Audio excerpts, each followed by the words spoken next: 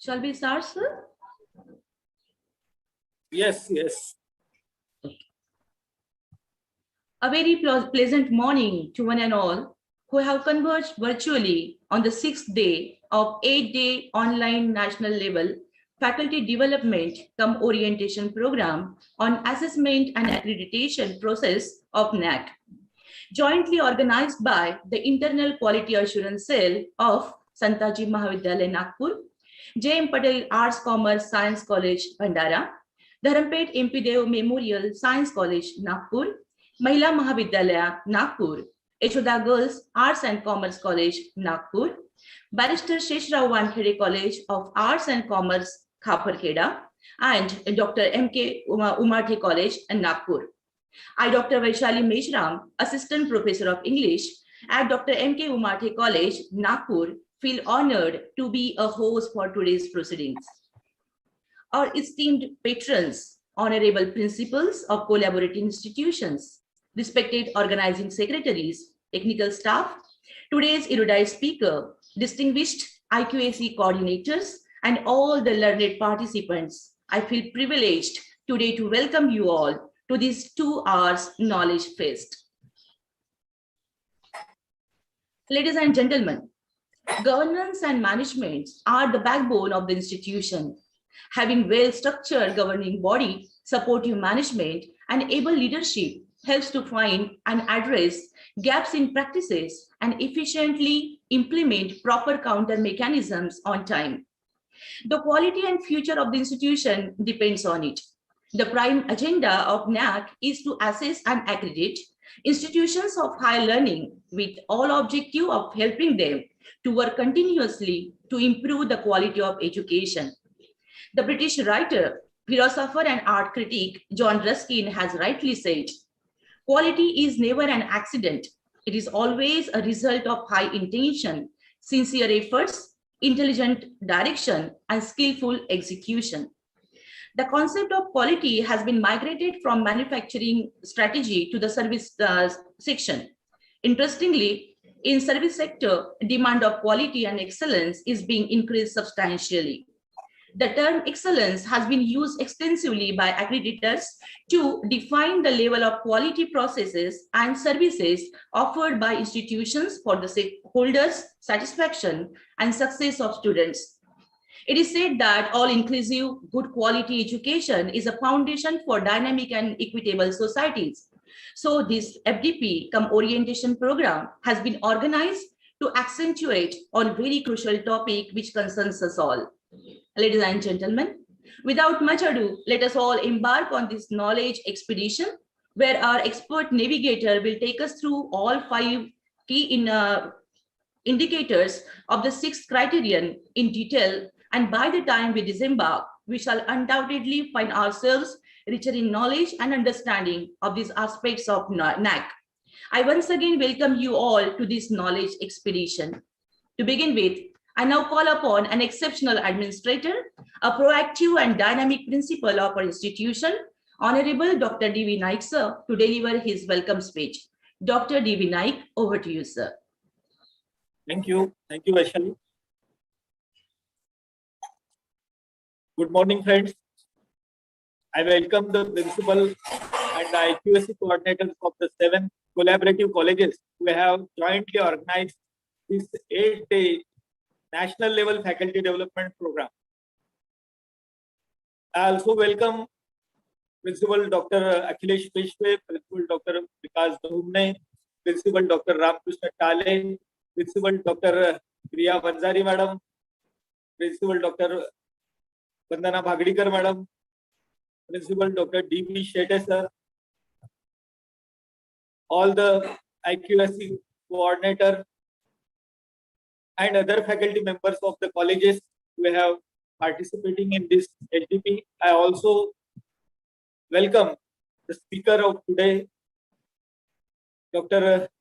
Jyoti Patil Madam, and all the participants. After successfully and comprehensively dealing with the 5 criteria during the last 5 days, with the help and guidance of the respective expert speakers, it is now time to learn about and understand the 6 criteria, that is governance, leadership, and management. Each of the 7 criteria designed by NAAC deals with specific aspects of the functioning of the higher education institution, as it is obviously by name given to each criteria. The 6th criteria assumes more importance as it directly impacts the performance of higher education institutions in the other 6 criteria. Effective governance, able leadership, and proper management of affairs ensure that the higher education institutions excel in the other 6 criteria. To help us and understand this criteria, we have with us today an eminent speaker. I extend a warm welcome to our expert speaker, Dr. Jyoti Patil, an efficient administrator and a proper leader. And I once again welcome you all. Thank you very much. Thank you so much, sir. Ladies and gentlemen, we have an exuberant, erudite, multifaceted, versatile, and outstanding orator amongst us today. She is none other than Dr. Jyoti Patil, Madam. It is indeed an honor and great privilege to welcome and introduce this distinguished resource person for the day, Dr. Jyoti Patil.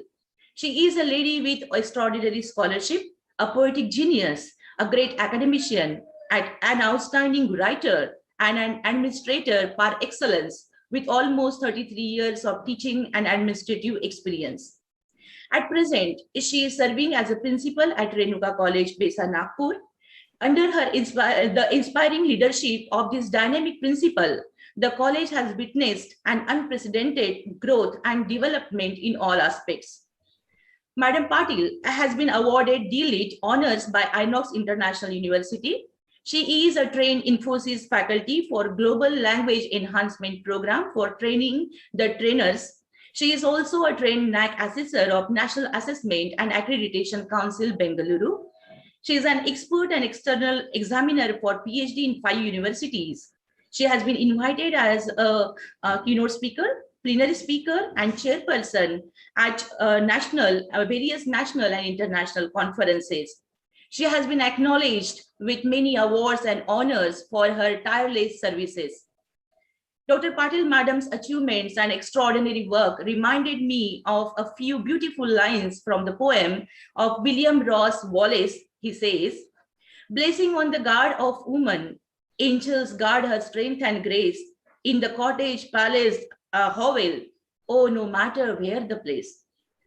Would that never storms assailed it, rainbows ever gently curled, for the hand that rocks the cradle is the hand that rules the world." We are extremely delighted to have you here with us, Madam. I accord an affable welcome to you, ma'am. Without further ado, with great pleasure, I now invite today's resource person, Dr. Jyoti Patil, Madam, to share her expertise and insights with us. She will be dealing the Criterion 6th, Government, Leadership and Management.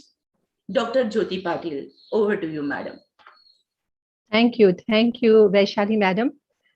You have done it. You have given a very elaborative and impressive introduction of mine. Very good and pleasant good morning to all the virtual participants who have joined and those who will watch it later on YouTube or now watching in this national level faculty development-cum-Orientation program on assessment and accreditation process of NAAC from 20 September to 27th September. It's co-organized by IQACs of a consortium of 7 colleges of RTM Nagpur University. Greetings to all my principal friends who are present virtually here. Yes, I'm really honored. IQAC coordinators of respective colleges. Thank you, Principal D.V. Naik, sir, for making an impressive and introductory remark. that has made my task easier and smoother to sail through the difficult terrain of quality juggernaut. When we make decisions together, the commitment to one another is greater, and thus increases our commitment to achieve the decided goals. Together we grow, and together we can. Please permit me to share my PPT to start my talk on Criterion 6, that is NAAC's revised framework. Criterion 6 is governance, leadership, and management.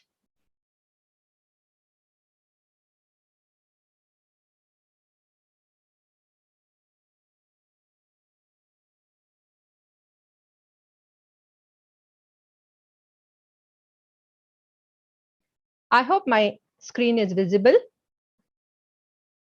I have two requests to make. One is that please see that all the mics are mute, all the speakers are mute, and then secondly, I request that if there are any hitches, because the electricity and even the connectivity is playing truant here. So if it all happens, just remind me whether I'm audible or with my PPT is visible. Thank you. So now the title slide is visible. Alvin Toffler in his book, Future Shock, has rightly pointed out, if you do not have a strategy, you will be a part of someone else's strategy. Toffler published his book, Future Shock, in which he divided the human race development into 3 civilization waves. The first wave, agrarian revolution; the second wave, industrial revolution; the third wave, information revolution or information age. Now we talk about the fourth wave, 4.0 industry, that is intelligent industrial revolution. That is automation, real-time data, machine learning, and artificial intelligence. Alvin Toffler has also added here, the illiterate of 21st century will not be those who cannot read and write, but those who cannot learn, unlearn, and relearn. And it is said that people's participation is the essence of good governance.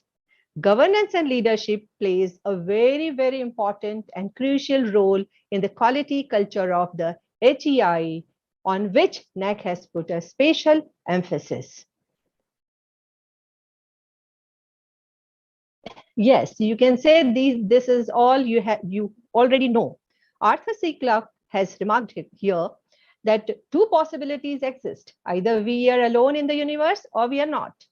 Both are equally terrifying. And here we have 2 choices, qualitative metrics and quantitative metrics, and both are equally challenging. The criteria-based assessment forms the backbone of A&A process of NAAC. The 7 criteria represent the core functions and activities of an HEI. Let me tell you, when you fill your SSR, it is something like a written exam, and criteria actually represent the 7 papers. If I say criteria 7, we have 7 criteria across all the educational institutes, and here these can actually be can be called papers. Okay, so you have 7 papers to appear. In this revised framework, not only the academic and administrative aspects of institutional functioning, but also the emerging issues have been included. Under each criterion, a few key indicators are identified. Now, when we see here, out of the 7 criteria, we have these key indicators. So for university, 34, for autonomous colleges, 34, UG, 31, and PG, 32. So some numbers are less here. You know, it's because of research, innovation, and extension. We have promotion of research and facilities and collaboration. And even in UG college, we have innovation and ecosystem, which has been relaxed. So we have these 34, you can say, units here. When criteria or questions, key indicators are units of those areas, those topics where you have to answer your questions. And you can see these key indicators are further delineated as metrics, which actually elicit responses from the HEIs. These 7 criteria, along with their KIs, are further distributed under 2 metrics, qualitative and quantitative metrics. And here you can say I can call qualitative metrics as descriptive answers, okay, descriptive questions which elicit descriptive answers, and very short answer question or objective type questions are quantitative metrics. And here you can see the numbers also for universities it's 36 now, earlier it was 38, now 79, quantitative metrics, now it's 99, and total you can see here 150, earlier it was 137.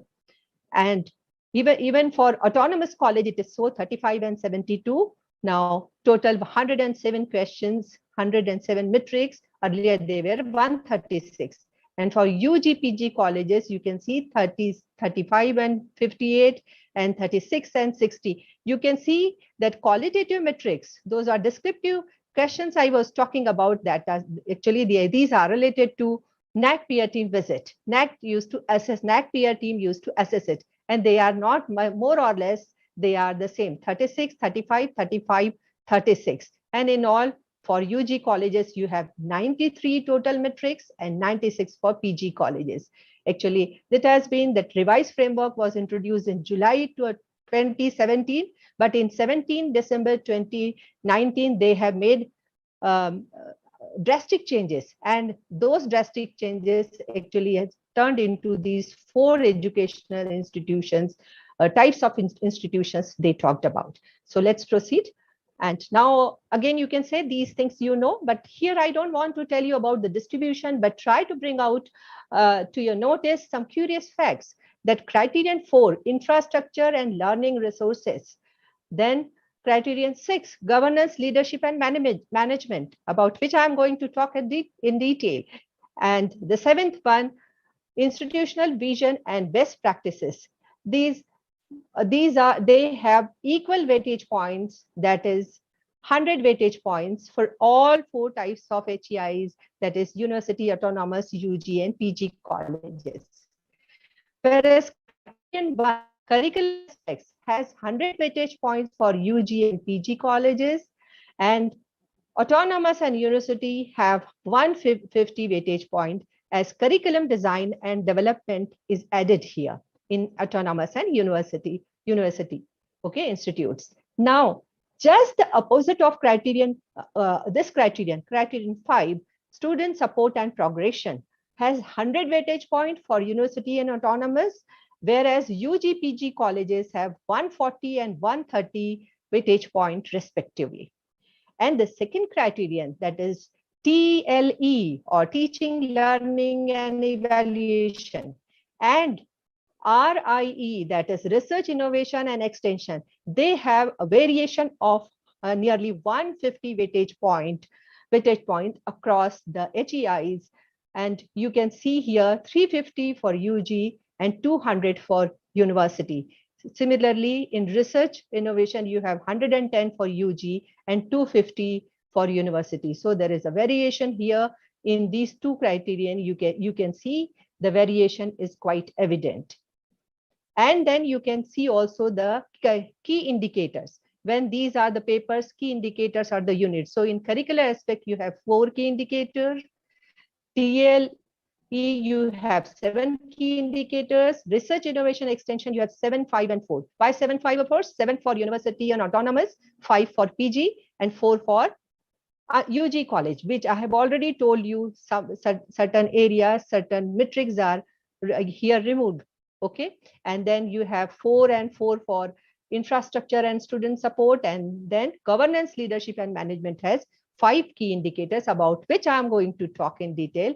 And institutional values and best practices has 3 key indicators, though this is actually the smallest number, but you can see that in 1 key indicator you have 11 metrics to answer, and here 1 question actually requires 1,000 words answers. So that's not my area. Now my area here, I'm going to talk about governance, leadership, and management.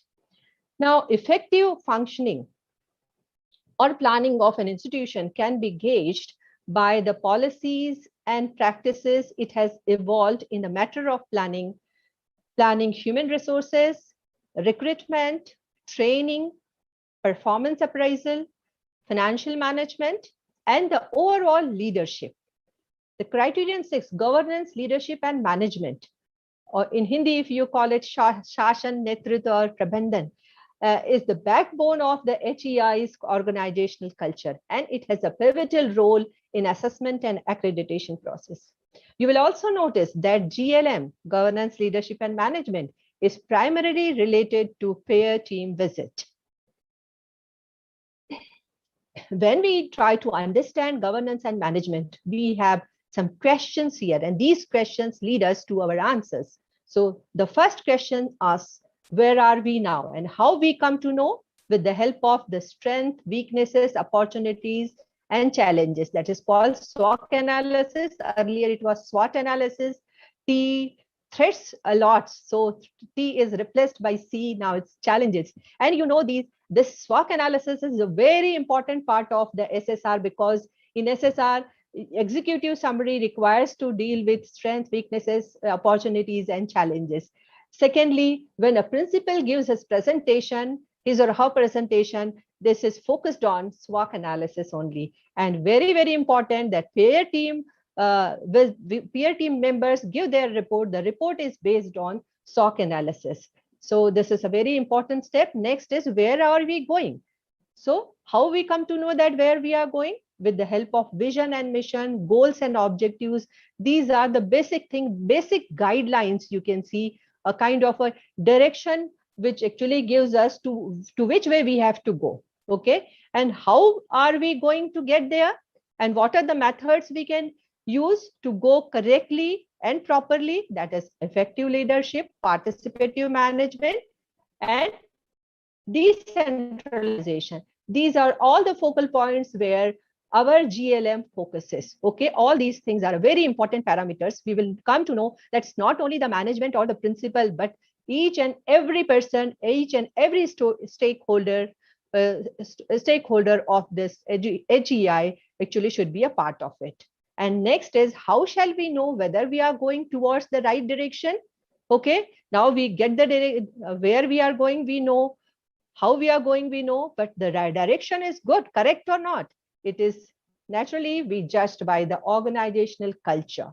Now, NAAC, first of all, focuses on research culture, but the basic is the organizational culture. HEI should actually inculcate a kind of organizational culture involving all the stakeholders and feedback system.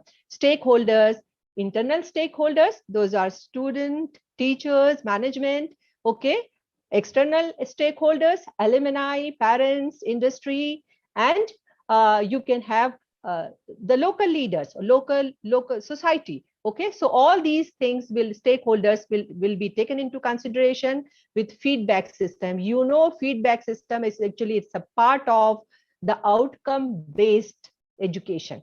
NEP 2020 National Education Policy is also focused on outcome-based. It is not only the students' outcome or their course outcome we are studying here, the teacher's outcome of the institution is also being focused. So feedback system is a very, very important part of our system, okay, that we have to focus on. Now, governance is not about the budget lines, personal issues, and equipment approvals. Okay, generally we think that yes, we will prepare a budget, we will solve some personal issues, and we will purchase some equipment, give permission to purchase some equipment, and some permissions are withheld. We cannot do that. It is about values and vision and strategic leadership. Therefore, it is not only policies and procedures that really matter, but planning and implementation also have a major part to play in governance. Let us talk about the Criterion 6, Governance, Leadership and Management, which has 100 weightage points that are distributed among 5 key indicators, as I have already told you. As you can see, the first is institutional vision and leadership, which carries 10 weightage points. The second key indicator, strategy, development and deployment, also carries 10 weightage points. The third one, faculty empowerment strategies, has a big share of 30 weightage points. Okay, and faculty empowerment is very much akin to the teacher profile and quality which we have in the second criterion. Now, the fourth one is financial management and resource mobilization, carries 20 weightage points again, and this is really very important. I will tell you about the importance of it in my course of my presentation. And the fifth is the last one, internal quality assurance system. It is not IQAC, but it is IQAS, okay? Antarik Gunvatta Ashvasan Pranali, okay, which carries important 30 weightage points. So in all, we have 30 weightage point, 100 weightage points here across this criterion, okay? Let us talk here. N.R. Narayan Murthy has rightly said, respect, recognition, and reward flows out of performance, and performance can only be bettered by effective leadership and a systematic strategy. Here, all these 5 key indicators have equal weightage points across the different types of HEI, okay? University, autonomous, PG colleges. You have 10 weightage points under institutional vision and leadership, and these 10 weightage points are divided further into 2 QLM of 5 points each. That means you are supposed to answer you are supposed to answer here 2 questions under the first key indicator. And if you go down the last column, you can see QLM, QNM in different numbers and weightage points. Now, in all, 10 QLM with 58 weightage points and 6 QNM with 42 weightage points actually are given here, that make a total of 16 metrics, okay, for 100 weightage point in this criteria. So in this criteria, you have 16 questions in all, whereas this 10 QLM will be taken care of by the NAAC peer team, and 6 QNM will be taken care of by SGS through DVV process. Okay, so now let us take them one by one. When we talk about key indicator 6.1, institutional vision and leadership, which carries 10 weightage point. Here, Narayan Murthy is also very much keen to say that to become a star, you become a star not because of your title, you become a star because you are adding a star value to your institution. And for that, effective leadership by setting values and participative decision-making process is the key, not only to achieve the vision, mission, and goals of the institution, but also in building the organizational culture, about which I have already talked. Organizational culture. Now, organizational culture is the crux of this criterion. This organizational culture includes individual autonomy, shared responsibility, and cooperative functioning. So all these things are very important. We need autonomy, we need freedom. Individual freedom is very important here. The formal and informal arrangement in this institution to coordinate the academic and administrative planning and implementation reflects the institution's efforts in achieving its vision. Remember, your vision and mission and objectives should be displayed prominently. Where? On your official website, in your prospectus or information brochure, and prominently displayed at the entrance of your institution. You may have NCC or NSS may have their own vision and mission displayed in their respective departments. Even IQAC can have its vision and mission, okay, displayed in the department, like other independent departments. Big departments can have their vision, different vision and mission. Now, under this key indicator, first key indicator, we have 2 metrics. Now, these 2 metrics are actually the governance of the institution is reflective of and tune with the vision and mission of the institution. I have highlighted here vision and mission of the institution, which has been focused, having 5 weightage point, that is qualitative metric. You have to answer in 500 words, and NAAC peer team will assess it. And the second one is the effective leadership is visible in various institutional practices such as decentralization and participative management. I told you that these words are very important, and it also carries 5 weightage points. Okay, this is a QLM, that means NAAC peer team will see to it, and you have to answer in 500 words. Let's take the first one. Okay, that is 6.1.1. Here you have to describe the vision and mission statement of the institution on the nature of governance, perspective plans, and participation of teachers in the decision-making bodies of the institution. So here you should have vision and mission of the institution for sure, but that vision and mission should be reflected in the governance of the institute, and it should be in tune with it. Okay, it should reflect and it should be in accordance with this vision and mission. And how this vision and mission should be actually clubbed with all these, they reflected through nature of governance, through perspective plans, and participation of teachers in it is not in work in decision making bodies. That is very, very important, and this I have already talked to you. You have 5 descriptions here. You have to paste the link of information or upload any additional information. Now, when we talk about vision and mission of the institution, Arthur C. Clarke is one British science fiction writer, okay, who is famous for Space Odyssey, says the only way to discover the limit of the possible is to go beyond them into the impossible. How these 3 areas, nature of governance, perspective plans, and participation of teachers in the decision-making bodies are reflected in your vision and mission have to be delineated here. Okay, the vision statement is the policy statement of the institution. It should always be short and to the point. As William Shakespeare says, brevity is the soul of wit. Vision statement is not normally changed for a long period of time. You can take it for at least 10 years, but it is advisable to review it time to time. A vision statement focuses on tomorrow, what an organization wants to ultimately become. A mission statement focuses on today. A mission statement is a short summary of an organization's core purpose, focus, and aims. This usually is comprised of a brief description of what the organization does and its key objectives. While vision is a destination, mission is the path. Vision is where you want to go, and mission is how you want to reach the goal. Vision is a concept, and mission is a game plan. So with that, keeping in mind, both the things are very important. Now here I'm going to take the example of NAAC's vision and mission. Mark says to be successful, you have to have quantity of quality. Here, to get good NAAC grades, we should have quantum of quality as well as quantity. And NAAC has emphasized on quality.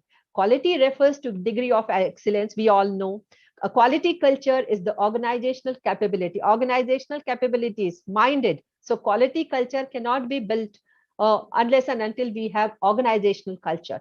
It's habits and beliefs that enables it to design and deliver products and services that can meet the needs and be successful over the long term.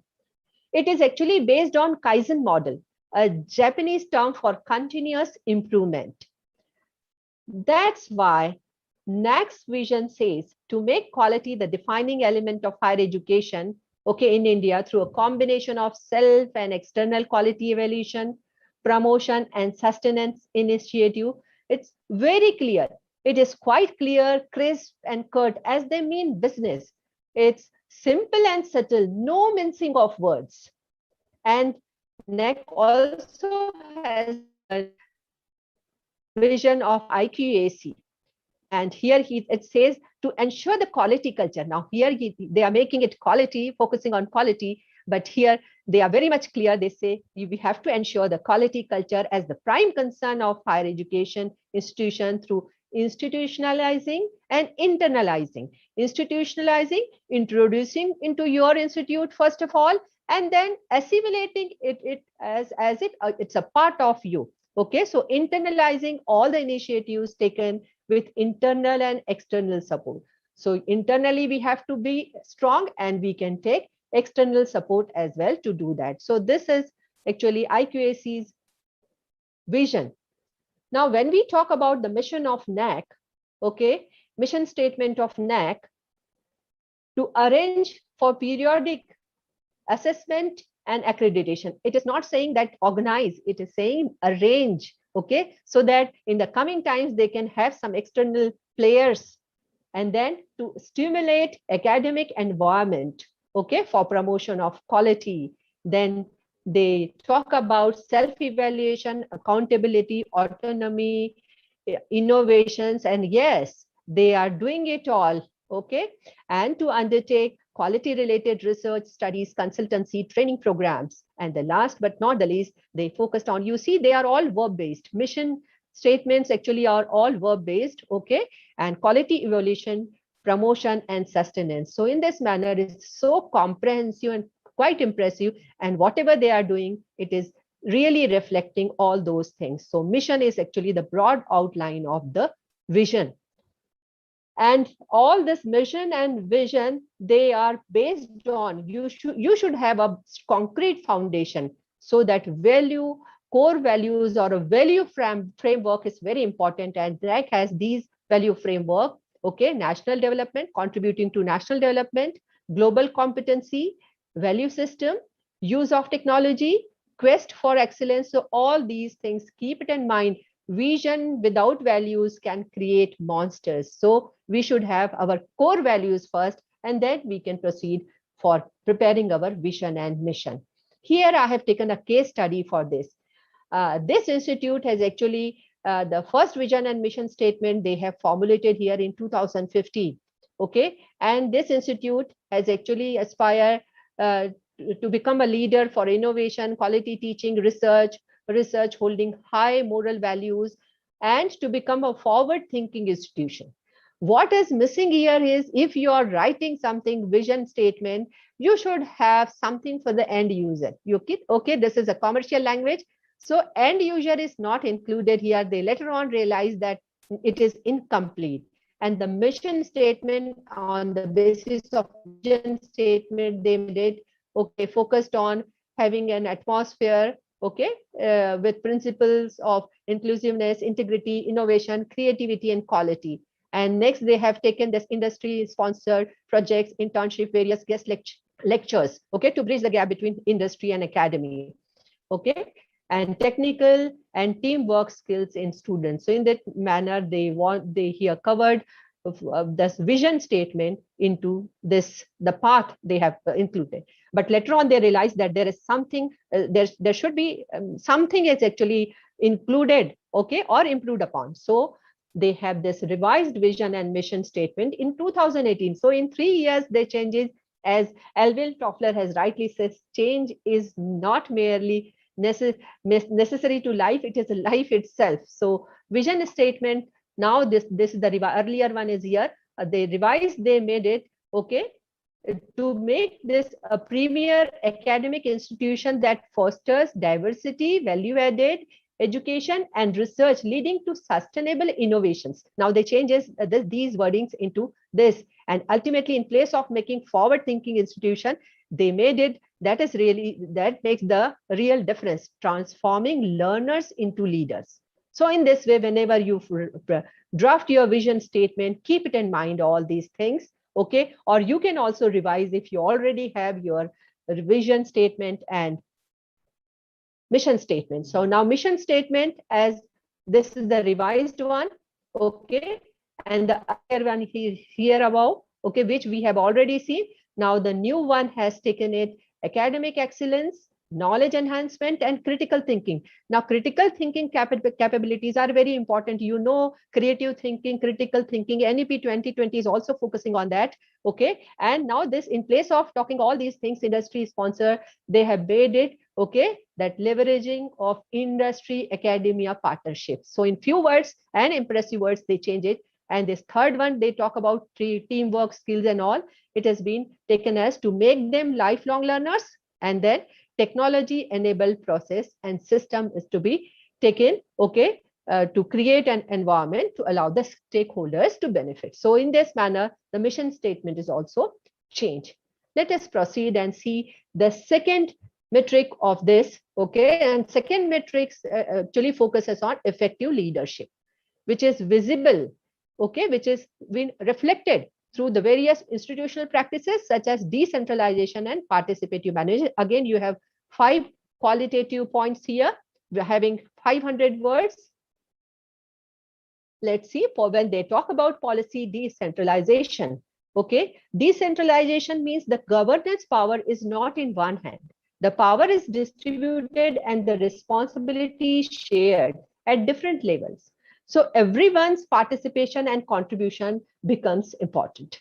Policy of decentralization actually includes process of collective decision making, participative management, role of the head of the department, role of faculty members, role of students representatives. Okay, so that means you have to clarify and make a roadmap, a clear-cut roadmap and rules and regulation. Whenever you have any body, okay, or any committee, you should have its objectives and functions clearly written, clearly documented, as policies and procedures are focused. Okay, so when you formulate development objectives, directives, and guidelines with specific plans for implementation by aligning the academic and administrative aspects, it improves the overall quality of institutional governance. So it's very important. Sometimes I generally visit to colleges and they say principal used to decide, management used to decide. No, nothing doing. NAAC wants that there should be a system and everybody is involved, and in the decision making, even the students should have their stake. So this we have to keep it in mind, and it should be reflected. That is in Hindi called Vikendri Karan Niti.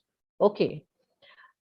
Now, when we talk about participative management, Sahbagi Prabandhan, okay, this refers to an open form of management where employees are actively involved in the institution's decision-making process.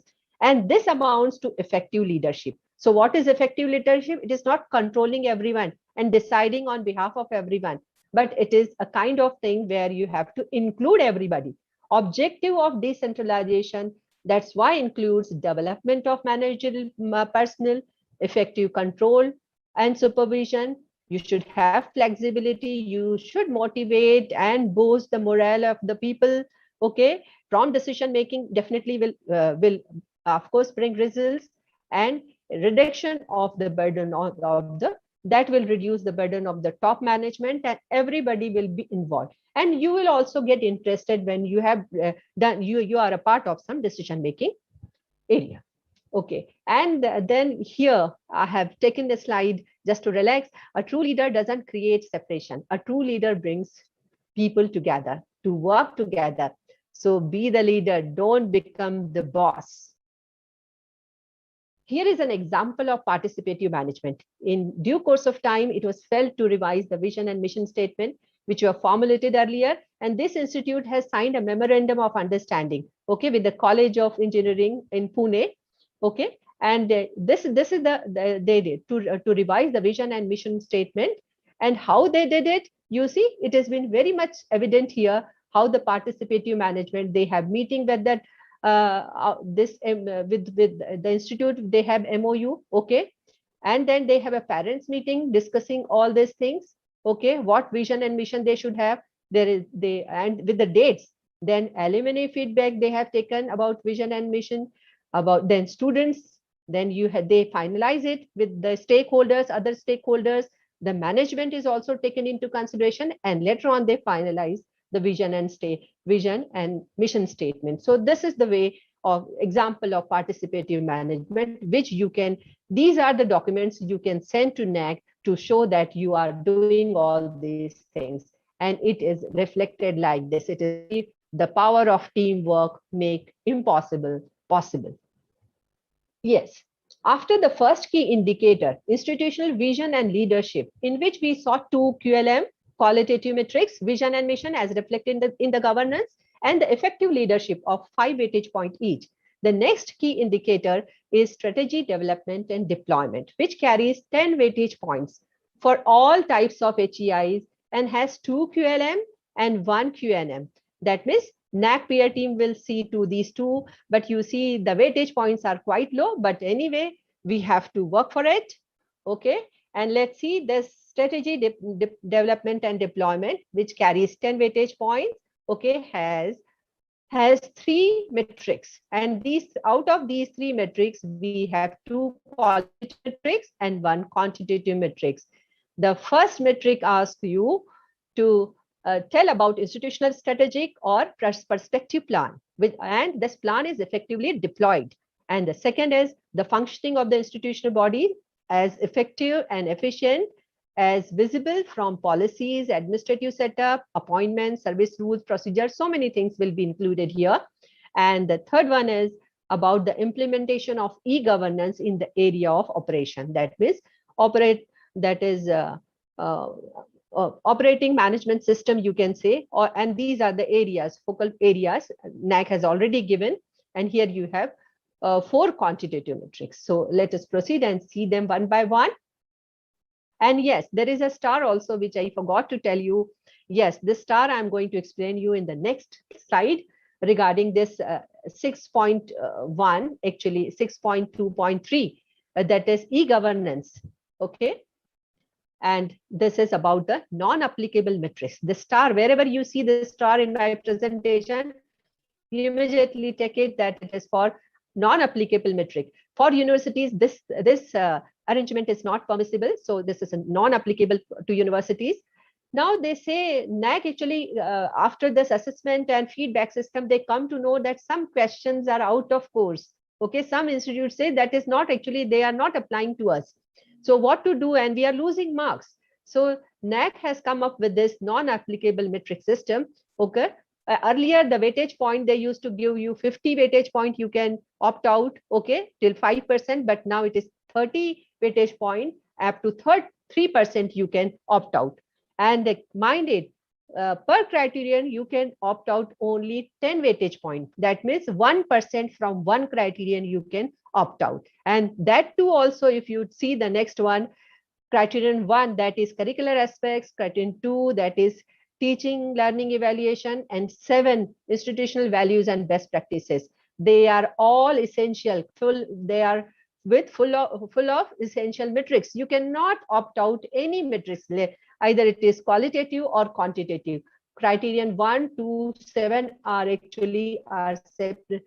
All you have some compulsory paper questions. So these are compulsory questions where you cannot opt out and you cannot have some other alternative. Okay. And then what the remaining criteria are left are 3, 4, 5, and 6. Okay. So this criterion also comes into it. Okay. And qualitative metrics cannot be opted out. So even from 3, 4, 5, and 6, if there are qualitative metrics, you cannot opt it out. And for that, then they have actually prepared a list of optional metric. You can only opt out those metrics. So the previous question you can see about e-governance, you can opt out. If you say it is not applied or you are about to lose marks, there you can opt out, and then you can be adjusted. The percentage will be adjusted then. So let us take them one by one. This first metric, okay, strategy and perspective plan. Now here they further ask you, describe one activity successfully implemented based on the strategic plan. So first of all, you should have a strategic plan or a perspective plan. Second step is deployment document. Means whatever plan you have made, it is beautifully made, doesn't matter. But how you have implemented it, how you have deployed is very important. And both the documents should be there on your website. So start noting down things which are there compulsory to be on your website. Okay. So on your website, you have this. These 2 documents should be there: strategic plan and deployment documents, whatever documents and you have to give example of one activity here. I have some examples here for you. Okay. Industry connect, research collaboration, outreach programs. So in this manner, you can give some examples in the perspective plan, whatever you have done, any activities can be focused here, but those activities should be, of course, given with the documental proofs. Okay. Here, one example I have taken. This is a college strategic plan, how you can prepare your plan. So this is one example. It's not that you should follow it, but it is kind of a suggestion. You can have suggestion, one column, then current status, then action plan, then timeline and responsibility. And likewise, you can have those plans. The first you have taken accreditation, okay, from recognized bodies, then a contribution of faculty, of members in designing of syllabus, and then funding from various government and non-government organizations, and accomplished academic autonomy. So you see here in first one, you can see they have decided to have accreditation from bodies, recognized bodies.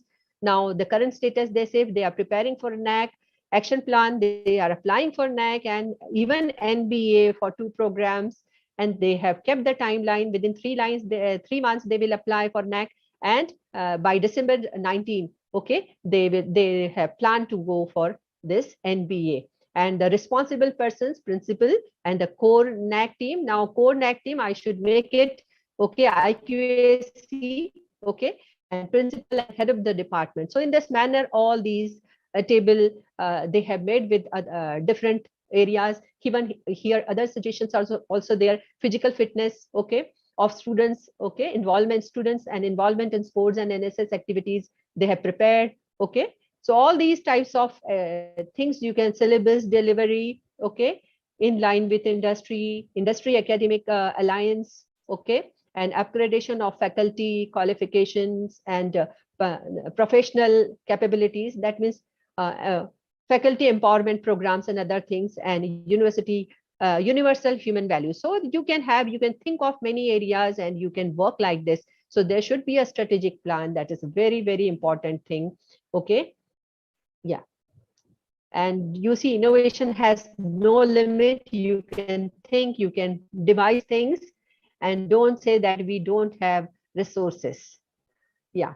Next is 6.2.2. That second metric in key indicator strategic development and deployment is the functioning of institutional bodies is effective and efficient as visible from policies and administrative setup, appointments, service rules, and procedures.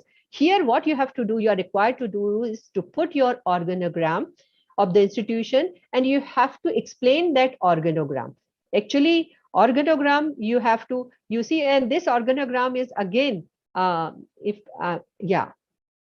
yes, the star is there. Again, this organogram should be there on your institutional website. So you have to keep it in mind that you have to prepare an organogram.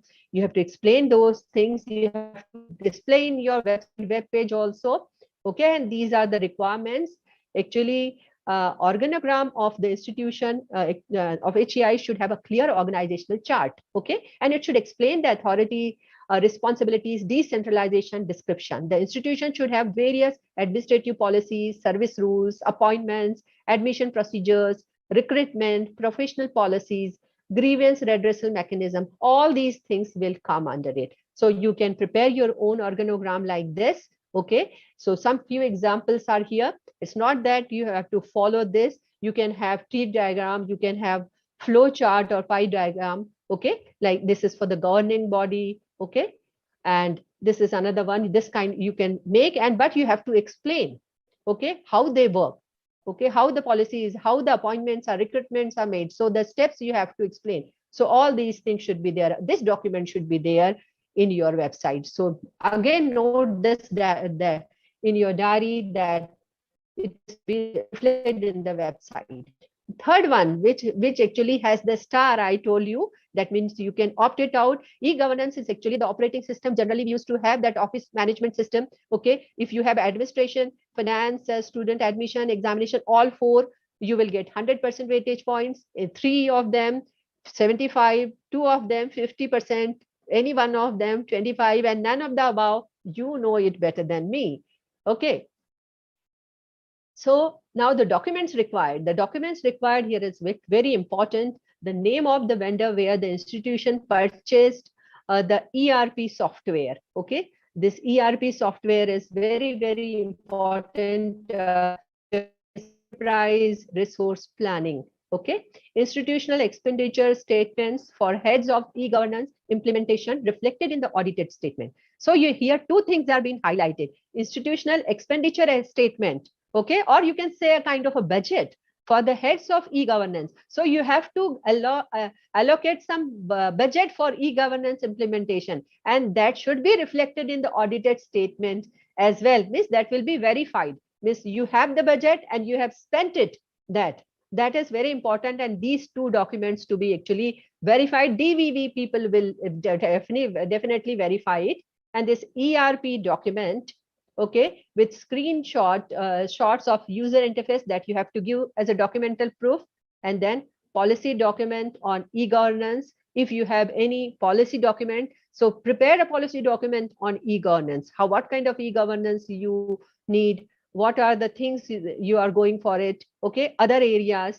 okay, and annual e-governance report approved by governing council. My goodness, this is another challenge for you, that this annual e-governance report is to be prepared, and it is not to be prepared only through IQAC, it should be approved by the governing council, and all these documents NAAC or DVV people will check. So mind it, whenever you have this kind of a e-governance, you have to keep ready all these documents.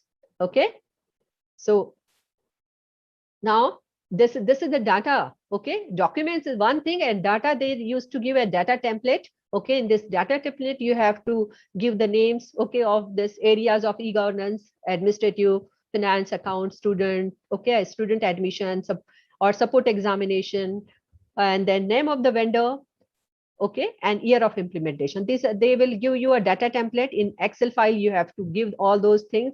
Okay, screenshot this. I have already talked about it. Okay, so let's proceed further, and let's talk about after the two key indicators, institutional vision and leadership, and strategy, development and deployment. Now the third key indicator is faculty development strategies or faculty empowerment strategies, okay, which carries 30 weightage points, okay, across weightage point across 5 metrics, and that includes the process of planning human resources, including recruitment, performance appraisal, planning professional development programs, and seeking appropriate feedback, analysis of responses, and ensure that they form the basis for planning. So now you can see across all these 4 institutes, types of institutes, it's the same 30 weightage point, and you have 5 here metrics to answer. 2 are QLM and 3 are QNM.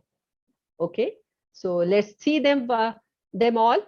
Now, faculty empowerment strategies, having 30 weightage points and distributed across 5 metrics here. The first metric is asking you about effective welfare measures, okay, carrying 5 qualitative metrics, okay, 5 for UGPG, but 4 for university and autonomous. Okay, the second one is average percentage of teachers provided with financial support to attend conference workshop. I will be telling you in detail about it. 10, okay, this is qualitative, but it is quantitative for 10 weightage point, but university and autonomous has 8. Then third metric is about professional development, administrative training program organized by the institution. So mind it, keep it in mind, it is organized by your institution for teaching and non-teaching staff. You will have 5 weightage point here, okay, and university will have 8 weightage points. And the fourth one, average percentage of teachers undergoing faculty development program during last 5 years. So there's a very good chance that you can get a weightage point, because most of the teachers generally used to attend FTPs. Okay, so 5 weightage point here, but university has more weightage point here, 10. And the fifth one, institutions performance appraisal system. So if you don't have, you have to start that performance appraisal system for teaching and non-teaching, okay, where you have 5 weightage point. It is qualitative metric, that this NAAC peer team will check it, but university and autonomous don't have any, it doesn't apply to them. So NAAC has actually given them benefit here. So now we'll talk about, now the star is there, the star is for this third one, okay, professional development and administrative training program organized by the institution. I'll talk one by one about them. When we talk about effective welfare measures for teaching and non-teaching, yes, welfare measures are really being given by the apex body, okay, the management or the management body, whichever is there, they should decide on that. They should have a kind of a policy. Again, the policy is required here, okay. So these are the file description, and I'd like to suggest some examples, some areas where this kind of welfare scheme measures can be initiated. You can have group and accident insurance for your staff, interest-free loan policy you can have, or medical subsidy. Or I can also give one example that if the employees' children are getting 70% or more in their 10th or 12th examination, you can give some kind of incentive or gift, or you can sponsor their education, okay? Or those who come in merit, they can be sponsored. So this kind of policy can be prepared for welfare measure. It is entirely up to the management and the apex body, okay? But they should know that if they do that, 5 qualitative metric points will be given to them, okay? The second one actually about the conferences, financial support. Yes, here I will be talking. I told you that I'm going to talk at length. You see, sometimes we do and we submit our this document or receipts when we attend some conferences or workshops towards membership fees or professional bodies, okay, during the last 5 years.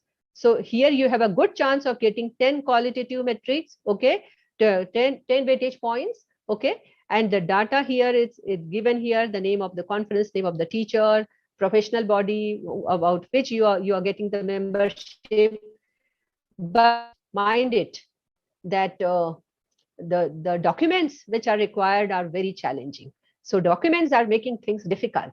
So policy documents on financial support to teachers for faculty development program. You should have a policy document first of all, okay, that this financial support, this kind of a chunk of course, money, seed money will be given for this faculty development program, and teachers will be given. So in the budget, it should appear. So in your budget, that amount should appear. And naturally, it will be then verified in your audited statement. Then list of teachers received financial support. This you can give any list with all the documents, related documents. Audited statement, you mind it, means budget or policy or audited statement highlighting financial support to teachers. And very important, this kind of a cash vouchers will not be accepted as documental proof. Okay, you have to have the complete policy, means in the beginning, in the budget, the money should be allocated that this will be for the faculty development, and in the audited should be highlighted. You have decided, but you give it. So it will not be accepted by NAAC. Okay, so audited statement also be there. You have to highlight it. Okay, so documental proofs are very, very important. Otherwise, if you say, you will be blacklisted. Now the star is here, and you know this. You can have a choice. You can leave this question, and this is for 5 quantitative metric points. Okay, you can leave this. This is organized by the institution. If your institution has not organized professional development or administrative training program, you can better opt for this, and you can have this optional metric. You can take it, and it will be deleted from your this complete mark system, and they will adjust it. Okay, the percentage wise adjusted in somewhere. Okay, and if you are doing it, then you have to give these documents for teaching and non-teaching and other documents and proofs they need.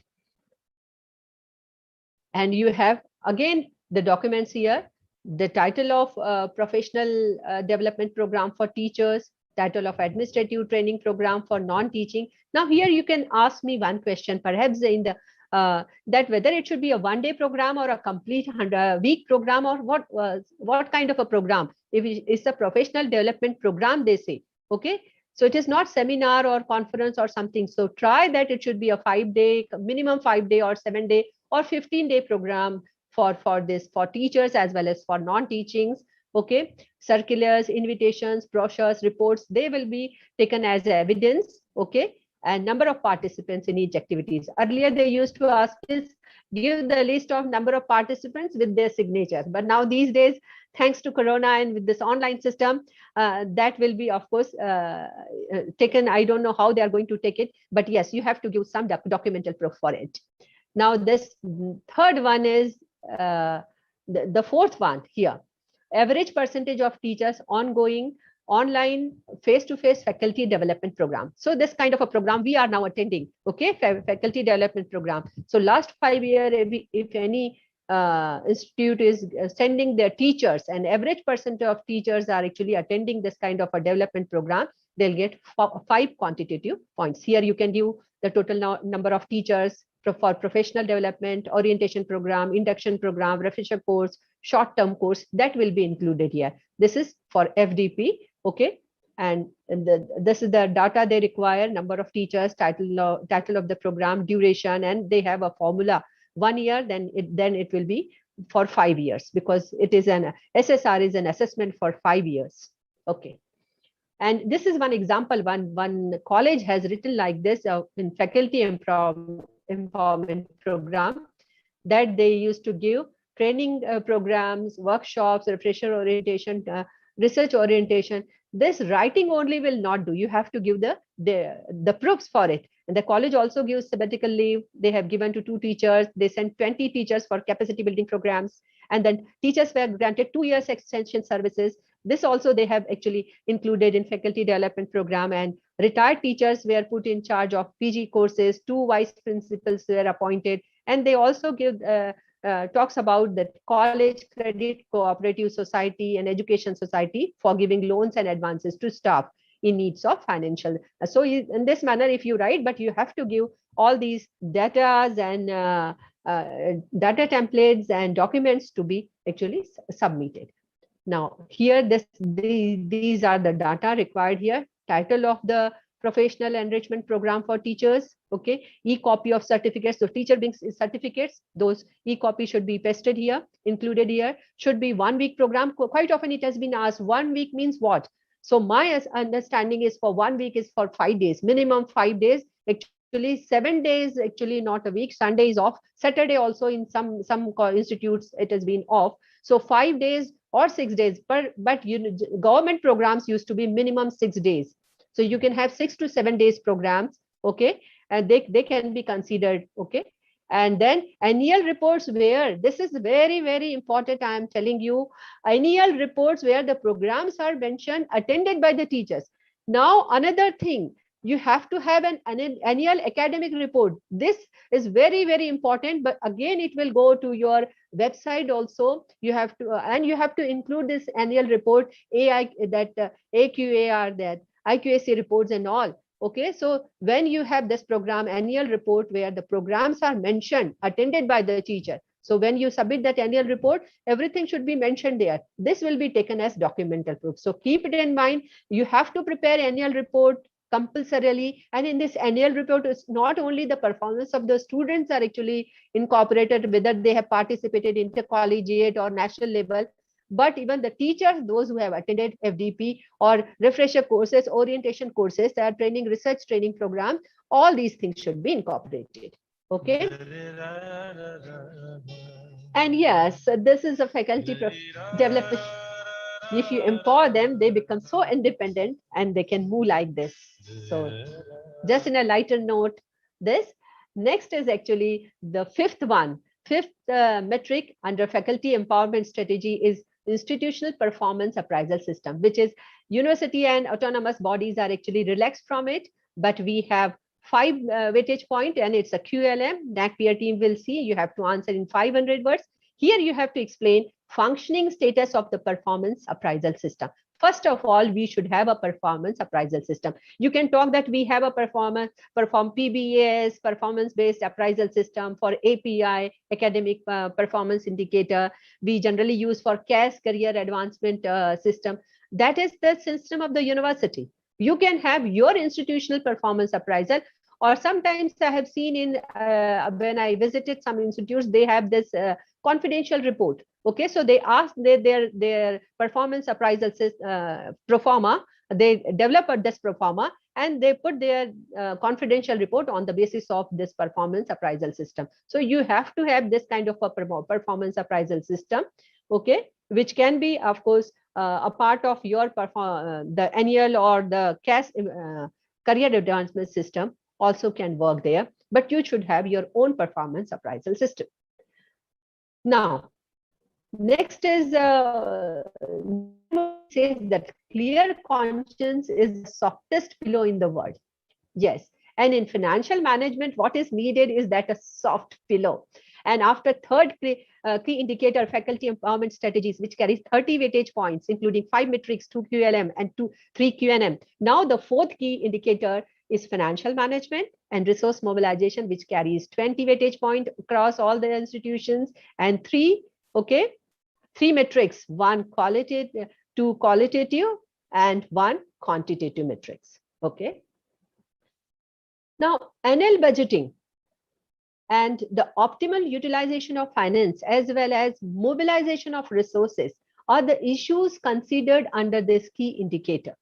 There are established procedures and processes for planning and allocation of financial resources. The institution has to develop strategies for mobilizing resources and ensure transparency in financial management of the institution. The income and expenditure of the institution are subjected to regular internal and external audit. So all these areas are very, very important. And yes, internal and external audits are really, really very important areas. Under this key indicators, key indicator, we have 20 weightage point, and here you have three metrics. So the first metric is about internal and external financial audit, carries 6 weightage point. Okay. Now, and the second is about the grants received from non-governmental bodies, individual philanthropists. Okay. In last 5 years, generally it has been asked in Criterion 3, where you have the grants from government bodies or for research related thing. But here you get grants from non-governmental bodies. Okay, it carries 8 weightage point, that is QNM. And the third one is about mobilization. These two phrases are very important: mobilization of funds and optimal utilization of resources. We will talk about it. It carries 6 QLM, so 2 QLM and 1 QNM here. Okay, totals to 20 weightage points. So let's move next and see them one by one. But yes, one star is there. Now you know the star, why the star is here. Okay, if you don't have any non-governmental bodies grants, you can say now we want to leave this. You can opt out this metric. Now the first one here, 6.4.1, internal and external audit. Here you have to enumerate the various internal and external audit, financial audit carried out during last 5 years. Generally, we used to do the audits, external audit, financial audit. Okay, it is compulsory, it is mandatory for us. But with the mechanism for settling audit objections, so mind it, this is very important. Not only having internal or external financial audit, that's sufficient, but you should have a mechanism, okay, a system, a policy for settling audit objections actually brought forth, or you should be able to deal with them with this mechanism. So this is again a very important part of it. You have to give this detail with the link and upload the additional information here. And these are the documents required. Okay, what documents? Internal audit. Now internal audit is actually optional, but now NAAC has given you some weightage point here. So I request, if we are not doing it, please start doing internal auditing. And most of you colleges, those who are already accredited for first and second cycle, or third cycle, they have already done it, they are doing it. So you can appointed by the management. Internal auditor should not be a person from the college, though the college may be a financial college or a management college, but you should appoint somebody from outside, even for internal auditing, okay, for verification of financial transactions. Okay, external audit is conducted by a statutory auditor certified by chartered accountant. That we do, we generally do this. Okay, but the CA's auditing is done with the external audit. It's compulsory, it's mandatory for all of us. Yes, external auditing is mandatory for all the institutions. So the important point is here, internal audit, which if you are not doing it, you should do it. Okay, and you should appoint somebody from the outside. The management can appoint somebody from outside to do that. The person can verify the financial transaction before submitting it for this external auditing. Yes, the second one, the second metric is here, funds, which has the star, which we know. Okay, so if you don't have any non-governmental bodies giving grants, okay, so you can opt it out. Otherwise, you have to give the name of those bodies on individuals, those who are giving the grants, and that these details are to be given. Okay. Optimal utilization of resources is the third one. Okay, now here two areas are focused: mobilization of funds and the optimal utilization of resources.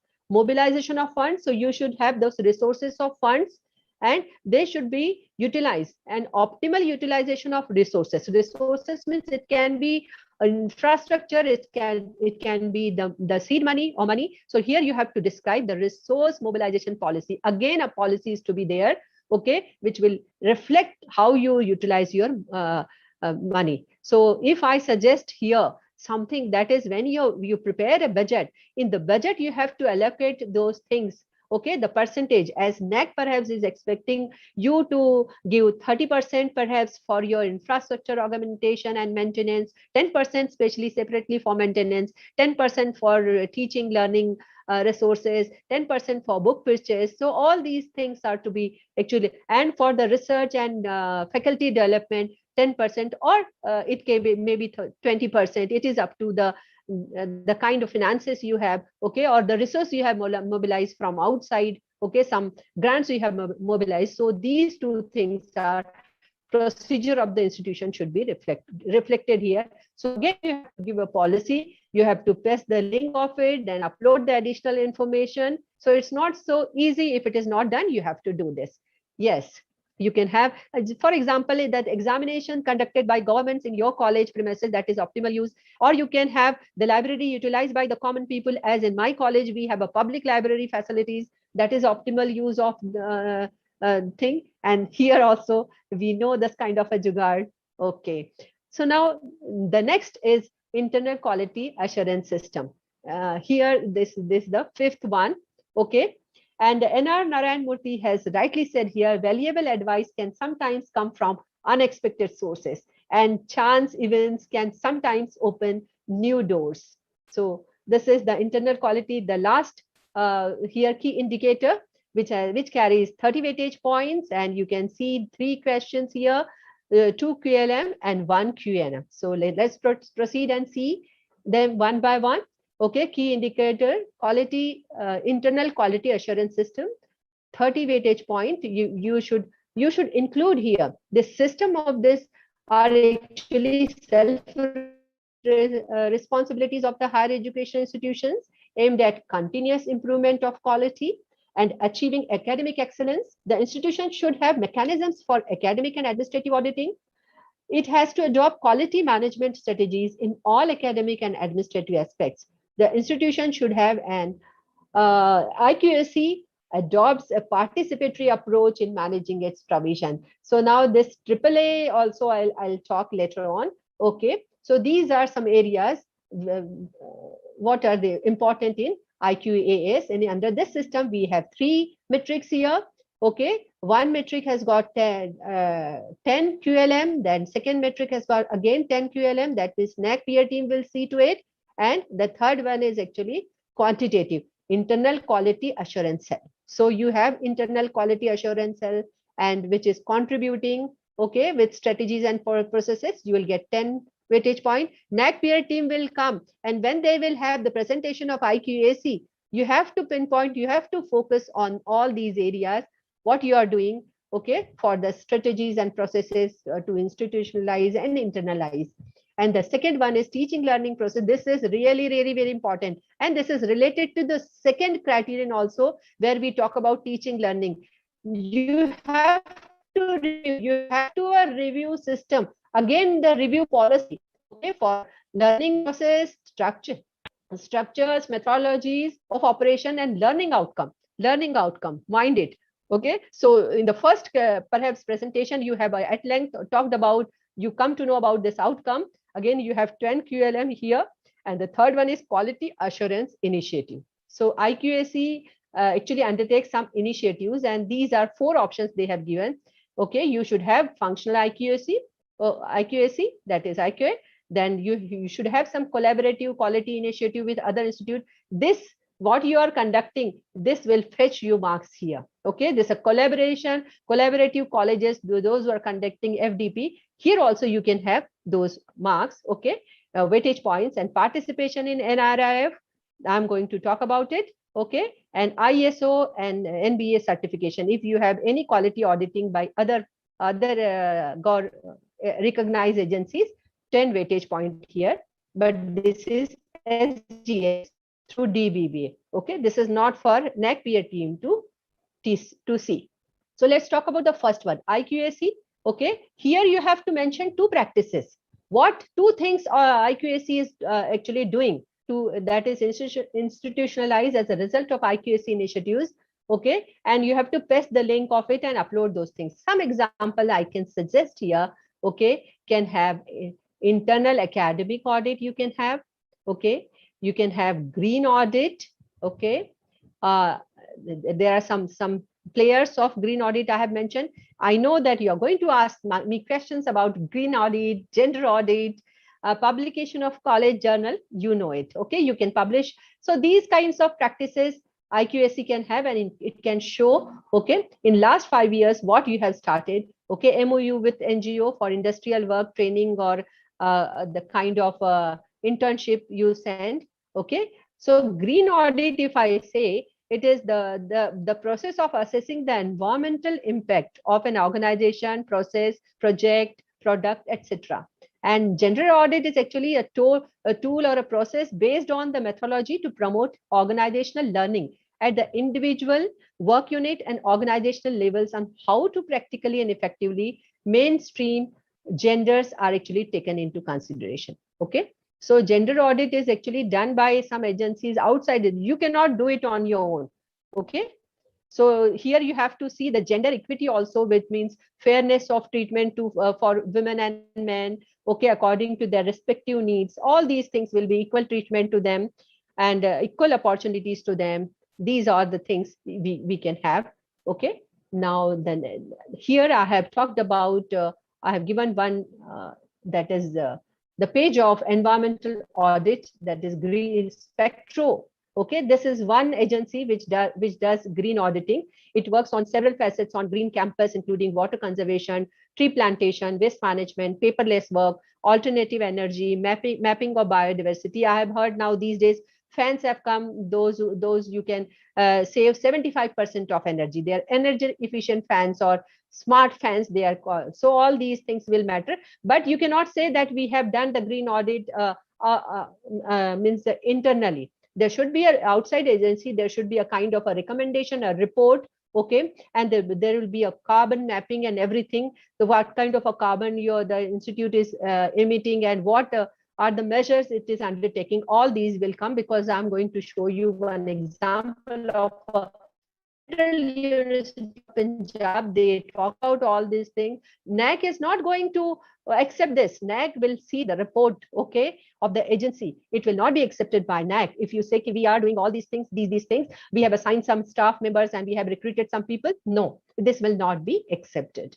Okay, you have to have the report and the recommendation, okay, with it. And you should have an external body agency for it. Institutional review of teaching, learning, and reforms, the second one. So this is really very, very important. You have to give two examples again here, that how you are reviewing all these areas, okay, and how you are improving that improvement in various activities you are doing. Here you have to give two examples again for it, okay, and I can suggest some examples here. Online practice exam you can show, and in this pandemic time, creation of class blog. You can have peer group learning initiative. You can have use of mobile apps for mentoring and guidance. That can be easily done, or you must be doing it. Okay, and blended learning is another task, and flipped classroom you can also talk about. And blended learning and flipped classroom, you must be aware of it. It's a mixed different learning environment, okay, such as traditional face-to-face classroom methods, okay, in combination with computer mediated activities. And flipped classroom also, that is instructional strategies, a type of blended learning. It is focused on student engagement and active learning, and giving the instructor a better opportunity to deal with mixed levels of students' difficulties and differentiated learning preferences during the in-class time. So flipped classroom learning are these days, perhaps certain things we are also doing it knowingly or non-knowingly. Yeah. Yes, and you see, our students are smarter than us, and when use technology and display them something, they get it like this. But you see, this is an example of Susiksha. If you have a value system, okay, this is the example, despite the challenging situation, if we are doing it. Otherwise, we can make many excuses. Or we should not have this kind of a Kusiksha also, okay, where you learn something and yes. So the picture shows it all. So let us proceed, okay. So we should not have things like this, okay. Quality assurance, assurance initiatives, the third one here. Again, now here you have to show the initiative. More or less, they are the same thing. They want examples here, but now here they have already given you enumerated 4 things. Whether you have a regular IQAC meetings, that means functional IQAC with feedback. Whenever we talk about meeting, 3 things are very important. 3 things means agenda of the meeting, then minutes of the meeting, and action taken of the meeting, okay. And feedback collected, analyzed, and used, because in IQAC is very much related to getting feedback. Even for this FDP, whatever feedback you get, only getting feedback is not important. You have to analyze, and then you have to put forth before the committee, the concerned committee, for the improvement. So action taken is also very important. All these things you have to show, that regular meeting, and then collaboration, this I have already talked. Participation of NRIF, I'm going to talk a little bit later. Okay, NRIF, now we all know, National Institutional Ranking Framework. And people were asking why NAAC is there, what's the need of NRIF? NRIF has a different work to do. NRIF is actually a ranking system. Just like in world, you have a world ranking system, NRIF is a national ranking system. NAAC is doing the quality judgment, is a quality examiner, I should say. Okay, and the third thing, next thing is about ISO certification and NBA. Okay, other quality audits you can have. Okay, and this can fetch you 10 weightage point if you have all of them, 100%. If you have 3 of them, then 75. If you have any 2 of them, 50% marks, and any 1 of them, you know it, 25, and none of above, I need not tell you. Okay, so I'll just talk about NRIF. Recently, NRIF has come up with the notification 9921. Okay, the ranking has been released. And I tell you, if we are not doing some college, most of the colleges must be doing it. Those who are not doing, I'm telling you, please do it. It doesn't require money. It only you have to get registered yourself in the month of August, and then they give you registration, and then you can send them some data. Okay, they ask some data that is not very difficult, like NAAC. Okay, they don't really want some documental proof, so it's easy to send that data also. And definitely you better do it. You Google and find NRIF details. Now the process, they must be in the process. Now they have declared, and for the next year, they'll definitely go for it. And to 2021 ranking, they have already declared. And they have these parameters, okay, teaching, learning resources, research, professional practices, graduation outcome, outreach, and inclusivity, and perception. So these are some parameters. That's not very difficult, and you'll find them quite easy to do that. Those who are not doing, I request them to do that to get a weightage point here. And data, what is required here in this is actually, you already know all these data. If you have NRIF certificate or notification, okay, or the report they sent it to you, then AQR, all these document here also, you give documents. So you know all these things. You have to upload these all the e-copies of accreditation and certificates. Okay, so I'll proceed further. You see, guidelines for creation of internal quality assurance cell. So IQAC, they have recently come up with revised April 2020, they call it version 1.0, and now they have updated on August 2020. So please get August 2020 this thing, and it's there on NAAC website. You can get it, and you will come to know about those submission of AQAR, okay, and how the formation of IQAC and what are the function of IQAC. Okay, all these things are there, and most of you must be aware of it, and the composition of IQAC. Now the minor change they have done here is, actually earlier they say that few senior administrative officer, but now it is only one. They made it an office superintendent and manager, but they kept it same. Okay, teachers 3 to 8. 3 to 8 means not all the senior teachers, even from the assistant professor to associate professor, okay, one member for management. Also, they have given that this one member for management should be well aware of the education system, higher education system, learned, okay, and who can contribute concretely, can be taken. And all these things, society, trust, student, alumni, okay, one member from each, and employer, industry, industrialist, stakeholders. It may be parents also. One parent you can keep it here, okay, or from local member you can have. So in all, the senior teacher can be a coordinator, and in all you have minimum 30 members or maximum 20 members in this IQAC system, okay, IQAC yes, cell. And this membership should be for 2 years, and the meeting should be, you know, all these things, 2/3 of the total member, that is the quorum. And I told you about the agenda, minutes, action taken reports. That's very important. And mind it, they should all be maintained electronically in a retrievable form. And I tell you that it should be again on your website. It is not given here, but all these things should be uploaded on your website. So change the coordinator after 2 to 3 years.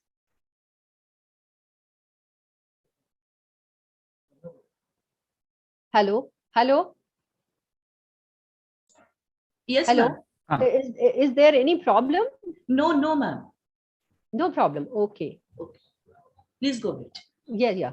I thought that it has been stopped. Okay. So now coordinator should be changed, but I think when you prepare somebody, a coordinator is a very, very important member of this IQAC, and changing in 2 to 3 years is really a quite challenging thing. So it is, you have to think as per your institution. Every institution has their own style of working, so they can think about it.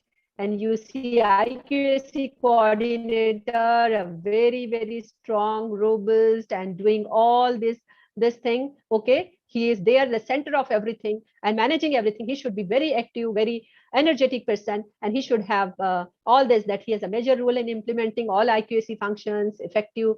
He should ensure the effective functioning of all the activities and objectives, and he should be a committed member. He should have the sound knowledge of computer. All these things are enumerated there in the document. So please go through the document to read everything, okay? And in this guideline, certain things are given which I wanted to share with you, that institution has to submit AQR online in the prescribed format only, that is, and duly filled data template has to be submitted along with AQR online. Now with AQR, just like SSR, now you have to submit all the data templates. Earlier they were not there, but now you have to fill those data template and send it. Okay, data template along with supporting documents to be uploaded. And mind it again, it is with the in the institutional website. So note it again that it should be reflected in your institutional website.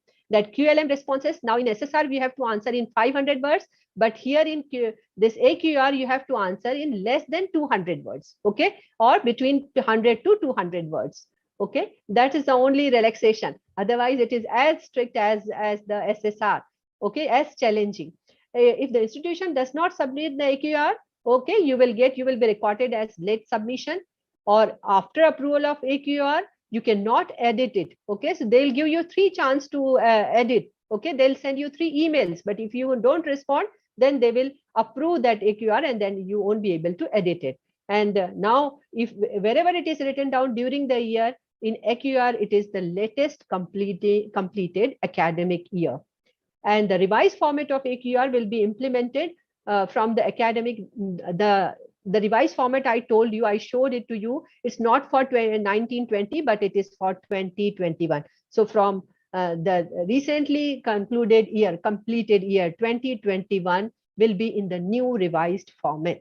Okay, so you have to do that. You must be aware of all those things. And the HEI which are submitting AQR of the first cycle, okay, and the subsequent cycle should provide the previous AQR. If you are doing it for the first time, it's okay. But for the second, if you are doing, you have to give the link of the first AQR. And those institutes who are doing it first time, they will give the link of SSR. Okay. And here is the link. You can go click the link and get all the details here.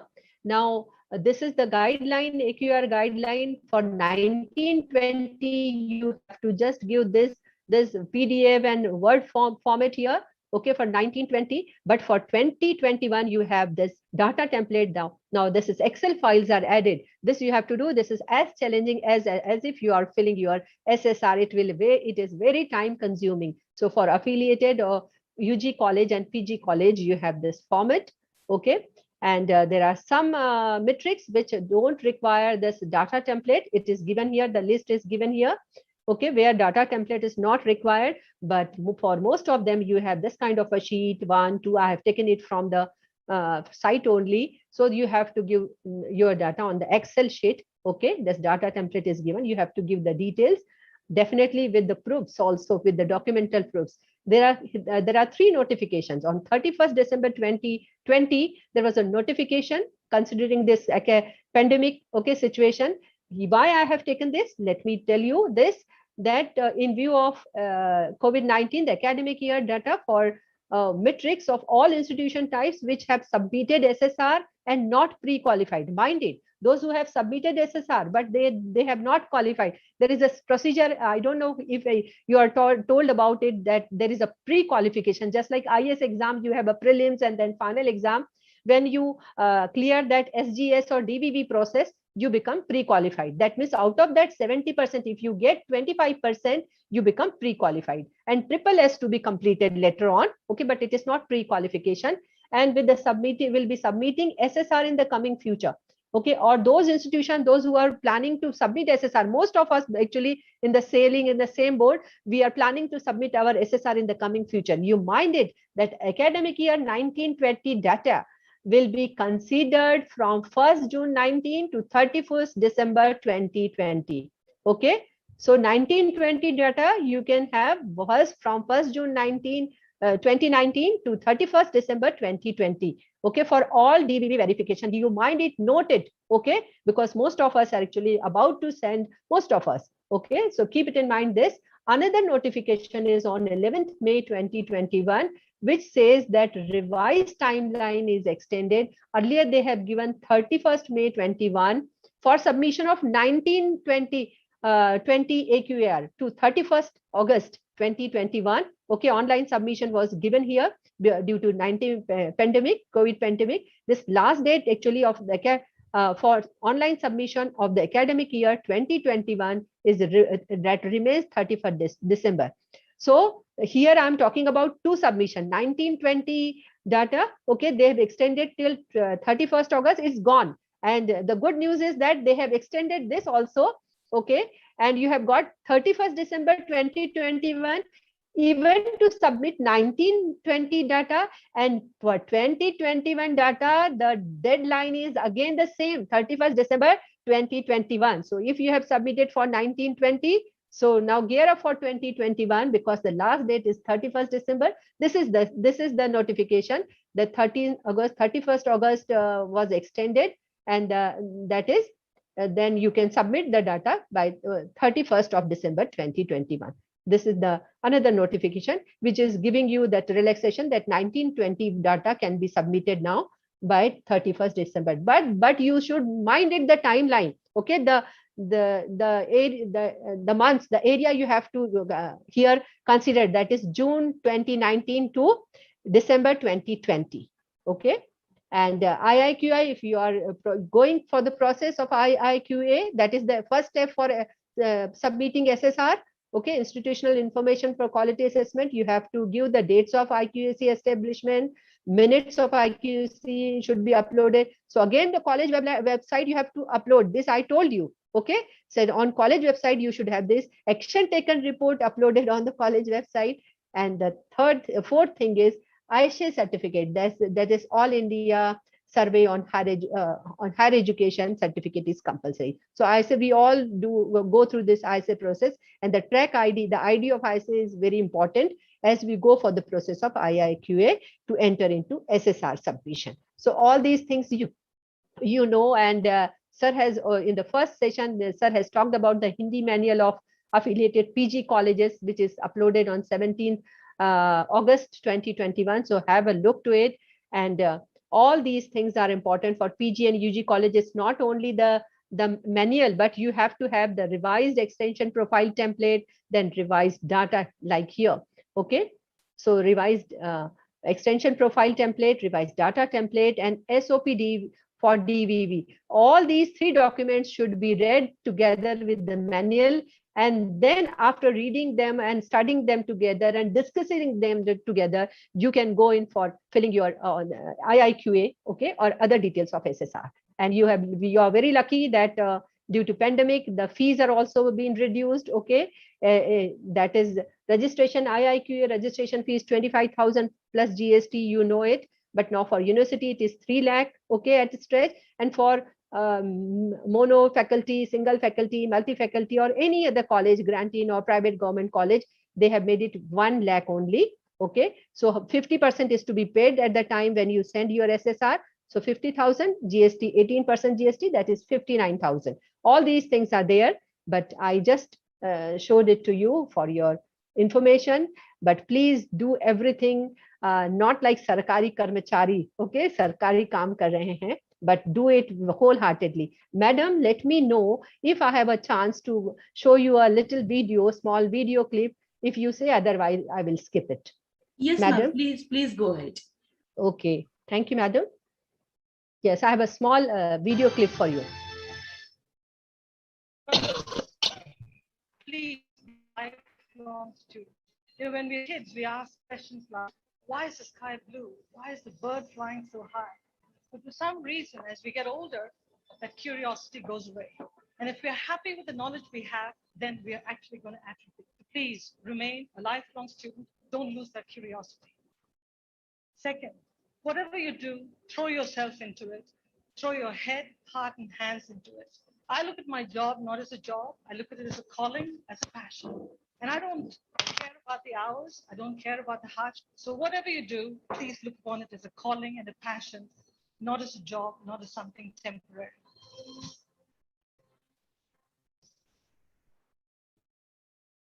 The most important one, please help others rise. Greatness comes not from a position, but from helping build the future. All of us in positions of power have an obligation to pull others up. The fourth skill I say is consistency. It's important that leaders are consistent. You can change your mind, but change your mind against a consistent framework. Because if you're not consistent, people are always second guessing what you do. So be consistent. And the last skill is your compass. Integrity is critical in this job. You can be competent, you can be courageous, have confidence, be a great communicator, be consistent. But if you don't have integrity, that compass doesn't point true north. Yes. She was listed the Time magazine's 100 most influential people in the world in 2007 and 2008. Indra Nooyi, CEO PepsiCo. Yeah, what she says is you have to fight to reach your dream, and you have to sacrifice and work hard for it. Keep it in mind, 5 things she says. That first, be a lifelong student. Don't lose curiosity to learn. Second, she says, whatever you do, throw your head and heart and hand into it, and treat your work as calling or passion. Third, help others to rise, pull them up. Okay, that is very, very important. And fourth, always be consistent in your approach. And last, compass. That is, you should always point to north, your integrity and honesty. Be honest and faithful to your institute. That is very important. And with this message for your IQAC, the success of IQAC depends upon the sense of belongingness and participation from each segment of the cell. Okay, creation of quality circle. Okay, develop a passion for learning. If you do, you will never cease to grow. And 3 things, best things you can do: encourage instead of criticizing, understand instead of judging, initiate instead of waiting. So with that little note, I conclude here. I hope that you may have questions also. And thank you for your patient listening. I here stop my presentation. Okay. Hello. Yes, sir. Participants can post their questions in the YouTube chat box. Also, the principals and the IQAC coordinators of the collaborative colleges who have joined us through Zoom, they can ask their questions by unmuting their mic.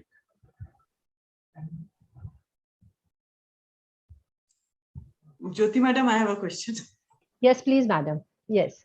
It was a very good presentation. First and foremost, let me congratulate you. Very informative, detailed, step by step. We were discussing about the ASAI certificate, isn't it? Yeah. And, ASHI certificate, which you just informed. Yeah. It is very important to fill and to submit when we are going on with the proceedings of pre-SSR submission. Okay. But it has been stopped, as you also know, since last 2 years. No development in that. So how are they? Madam, I could not hear a little bit of it. Please repeat your question. For submission of our SSR. Yeah. Or pre-qualifier before that, we have to submit, which is a very important requirement, is AISHE certificate, isn't it? Yes, AISHE certificate. Yes. And since last 2 years, the site is not taking that. So how to go about it? Yes, no, without AISHE, this track, you have to give that AISHE track ID, okay, for that, and without this thing, they will not accept it. Or if there are some relaxations, we have to contact NAAC people for that case, since we are not getting AISHE certificates because of pandemic, that they can consider. But it has been actually many colleges are actually processing. That means they are getting the certificates. Or not the certificates, but if you have the track ID, that ID, okay, that will do. That you submit, and yes, you can do that. In place of certificate, if the ID is given, the AISHE ID is given, because without ID you cannot proceed even further. Okay, for IIQA. Hopefully they should consider that. Yes, they will. NAAC, actually, let me tell you one thing. NAAC is a very, very flexible body. They are very considerate. But you see, when they have roped in this third party for DVV, this thing procedure, they are little rigid, because they have got some instructions from NAAC and they follow those things very strictly. So sometimes it becomes really challenging, and they don't get convinced if some institutes have some problems in sending the documents and other things. Otherwise, if you contact NAAC people, they are quite considerate. And we have the management, that issue management system also. You can send your queries, they definitely answer it, and they are promptly answer these things. Their setup is wonderful in that way. Yeah. Okay, madam, thank you.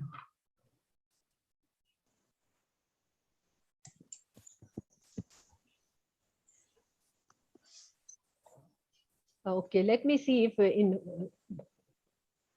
YouTube some people are asking. Yes, please tell me, madam, can a meeting convened by the principal where entire staff is present be considered IQAC meeting? A good question, but I'm really sorry. This cannot be considered. Okay, this cannot be considered. IQAC should have their own meeting, or you can have your notification. You can have your agenda in the principal's meeting. You can have IQAC notification and agenda, and all these minutes of the meeting should be recorded. Okay, and IQAC coordinator should actually record all those things. Okay, that is important. So actually, IQAC is a kind of a mediator for everything. Whatever all the committees, whatever reporters are being prepared, they should go through IQAC.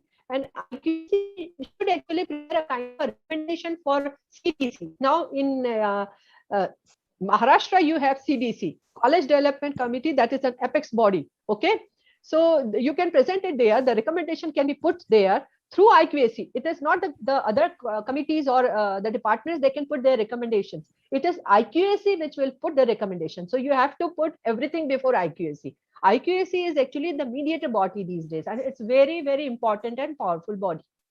Even if anybody is going for a placement, this thing, so the scrutiny will be done by IQAC. You know it. The committee members are there to do the scrutiny and all.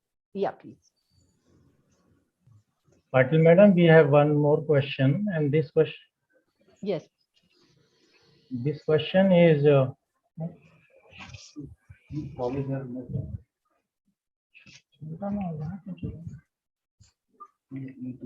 And this question is asked by Professor Vaishali Meshram, I think of MP Dev Memorial College. Okay. If college has no project sanctioned by any agencies in the last 5 years, major or minor, Yes. what if there is no major or minor project sanctioned by any governing body? Yeah. Yeah, it is the same scenario in every college these days. So that's an optional question. No, you can opt it out. You better opt it out. Means I tell you in Criterion, the Criterion I was dealing with, you don't have actually 10 points in so many things, but 8 points were there. So you can opt out that 8 weightage points. You can opt out that question if you are not getting grants, and if it is an optional question, you can better opt it out. But if you are doing something just like e-governance, for example, e-governance, that's an optional one. But in most of the colleges, you have that system, admission system, then a library system, library management system. So all these systems, you can get marks. So I request not to opt it out. So you know it. It is not my suggestion. You know it better. So you know your institute better. Yeah. Madam, and I see one question here. IQAC meeting should be videographed. It's not important, not necessary. You can have some pictures with geotagging thing that you can do.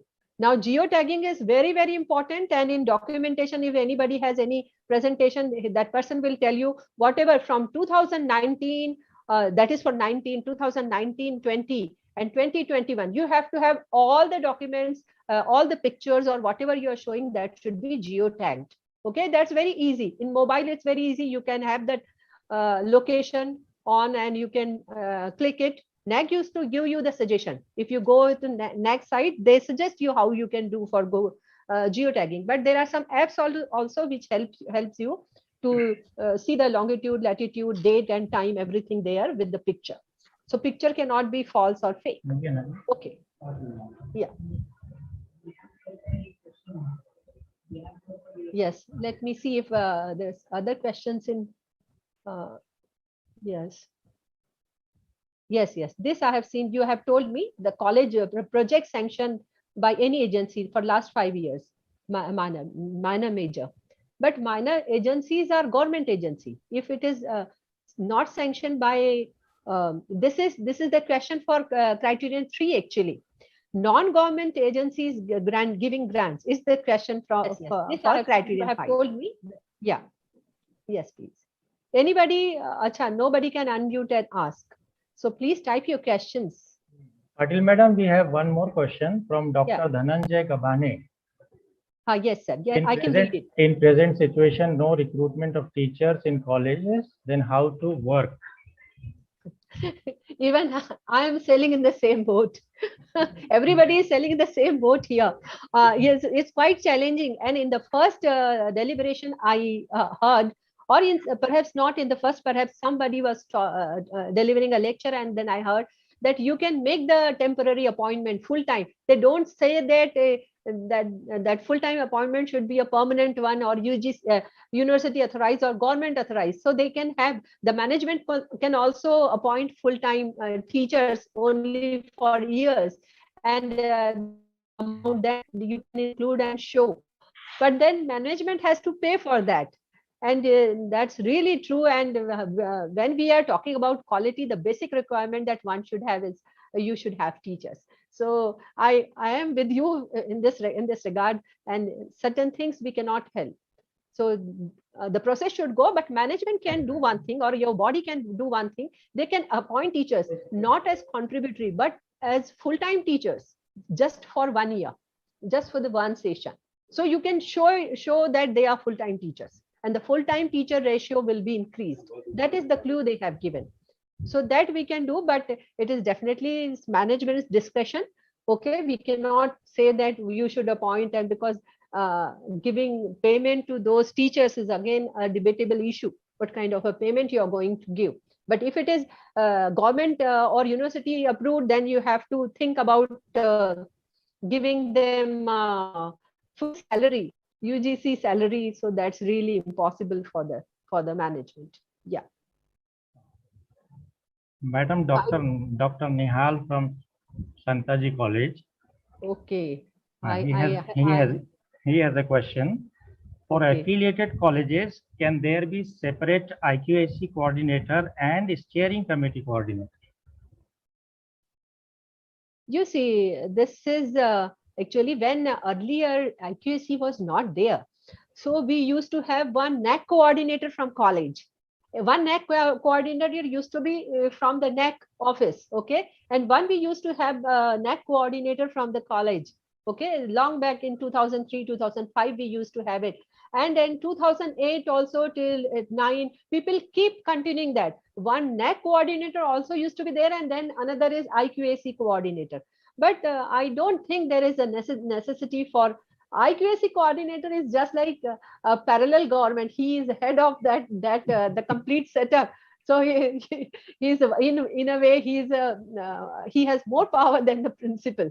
Principal has become a kind of a president in the parliamentary system, and IQAC coordinator becomes really very, very powerful as far as things are concerned. The network is concerned. Okay. Ultimate decisions will be done in the CDC or in the apex body. Okay. But it should be. No, Madam, but what do you suggest? It is better to have two separate people to separate this. Is it better? You see, no, I don't think that it is up to you, madam, your system, but I don't think it is needed. IQAC coordinator should actually enjoy that top position, and he can assign, he can have some people for doing that. For steering committee, if you keep, but in big colleges, I have seen that they have, that is their system. Okay, you can have internal system. There is NAAC is not objecting to it. You can have it. It is your option. It is completely your option. Okay. So NAAC has nothing to say to anything to it. But IQAC coordinator is answerable, and he will present everything because he's the one who knows everything. Even principal sitting in the chamber doesn't know many things. But IQAC coordinator has many eyes, many ears, and but perhaps one mouth only. So IQAC coordinator is very, madam, but yeah. Actually, during our last assessment, yeah, we had two different coordinators. okay. I was the NAAC coordinator, and Dr. Vaishali Meshram, she was the IQAC coordinator. That I told you, I just told you the thing. It is not necessary. It is not necessary. But if the institute thinks that it should be given to, because now this NAAC coordinator, this post is redundant now. IQAC coordinator has to do everything, and he has to go before the NAAC peer team also, and he's the one who will take care of those members. As soon as they come, NAAC peer team comes, they will not meet the principal. They actually directly talk to the IQAC coordinator. IQAC coordinator conveys it to the principal or the higher authorities or the other people.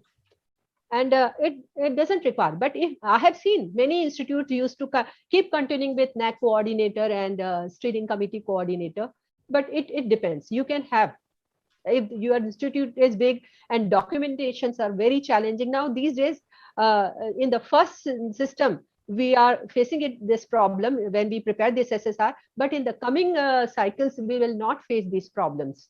Okay, because we will be then acclimatized to this kind of documentation. So that will be easier for us. Now it is new things will have that hiccups, no? So the hiccups are there, and quality, somebody has asked about the quality with no teachers to teach. In my college, there is nobody to teach political science and geography, permanent teachers.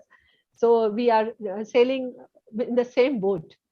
We have to, of course, take care of the students' interest. We have to appoint some contributory teachers. But if you appoint them in the contractual basis as full-time, you can show it on your this thing, and the ratio of the teacher and student will be managed.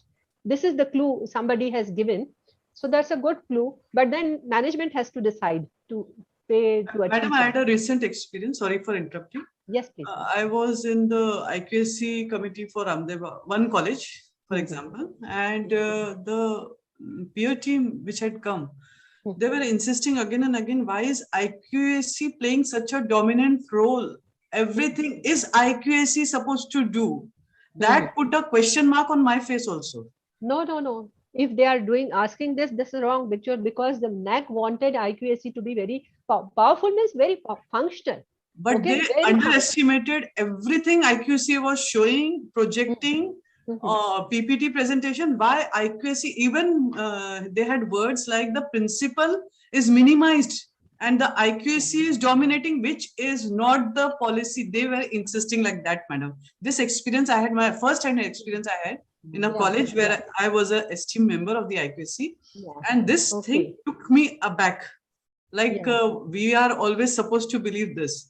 After that, I made a decision that these two entities have to be separate, IQAC coordinator and NAAC coordinator. This decision was made that very day for me. Okay. You see, when IQAC is making decisions for everything, IQAC is a kind of a moderating body. The committees or the departments can send their recommendation. Sports department can send their recommendation to IQAC, and IQAC can prepare the recommendation for the CDC. Okay, that is that. But NAAC coordinator and IQAC coordinator, they are one and the same thing. If they have this kind of understanding, I don't have to say anything about it. But my understanding is there is no need of it. And IQAC coordinator can never be a powerful person, because decisions will be ultimately done by the management or by the principal. They will only give the reports. They will prepare the reports for feedback, recommendations for feedback, but the action taken will be taken by the apex body only. So he cannot be a major player as such. So I don't know. They must have actually shown all those things. IQAC must be showing from all the departments. It was happening IQAC like that. shouldn't do that. IQAC should not do that. Departments will show their highlights or their achievements. IQAC cannot say that this is the IQAC's achievement. You cannot say this. Yeah. Madam, Oh, please go ahead, Dr. Akhilesh. yeah, actually, I agree that NAAC coordinator, IQAC can be the same. But then if you have two separate already in place, one can concentrate on building the DVV type of data, and the other can concentrate on providing data from the AQR, coordination of AQR with SSR and RAR. That can be done by the IQAC coordinator. And then the NAAC coordinator can concentrate and keep asking whatever details, documents he needs for the DVV. That kind of division will actually hasten the process. Absolutely correct. Peshwa sir is saying that we should have two separate entities, isn't it? What he says is there is a division of labor, no? So he has been assigned with some other work. In most of the southern college where I visited, they have a complete data management system and a data analyst appointed for IQAC cell is a kind of IQAC block for them. Okay, and they have IQAC coordinator. You can keep, I told you that NAAC coordinator you can keep, and you can assign some other details. So that, yes, please. Yes, please. Madam, Miss Mamta Garg, yes, she wants to know, sometimes the institution is hired by some agencies for certain purposes. Can the amount received be included in 6.4.2? I don't understand. Means institution receives is hired by some other agencies, and they pay that institution the amount. Can that amount be included in 6.4.2? Okay, that was the optional one I told you. Okay. There is no actually problem in showing it to your this thing, because any grant if you're getting, but it is, you see, resources, consultancy and resources, you can show that amount also, means even not showing it here, because it is clearly for agencies they ask. Okay, the financial support from the agencies they ask from 6.2. They ask for the agencies, non-governmental agencies or philanthropists, those who are paying. It is actually a kind of, you are doing something and you are getting that amount. So it should not be given here. It should be given where you have this, perhaps in the fourth criterion you have that. So you can show it on the fourth criterion, not here, because you are giving some service and you are getting money. So it is not a kind of a donation or a grant. Okay. So. But here, I think, NAAC assumes as if everything is going to come in the form of cash or financial assistance. In these days, there is a modern trend, and sometimes this assistance comes in the form of material or like actual product or something like that. And then it becomes very difficult to reflect such assistance coming so from. if that assistant you cannot reflect anywhere, so you can because they have given philanthropers from private players and from non-governmental bodies. So if you don't have any area to focus to show that grants, you can show it here.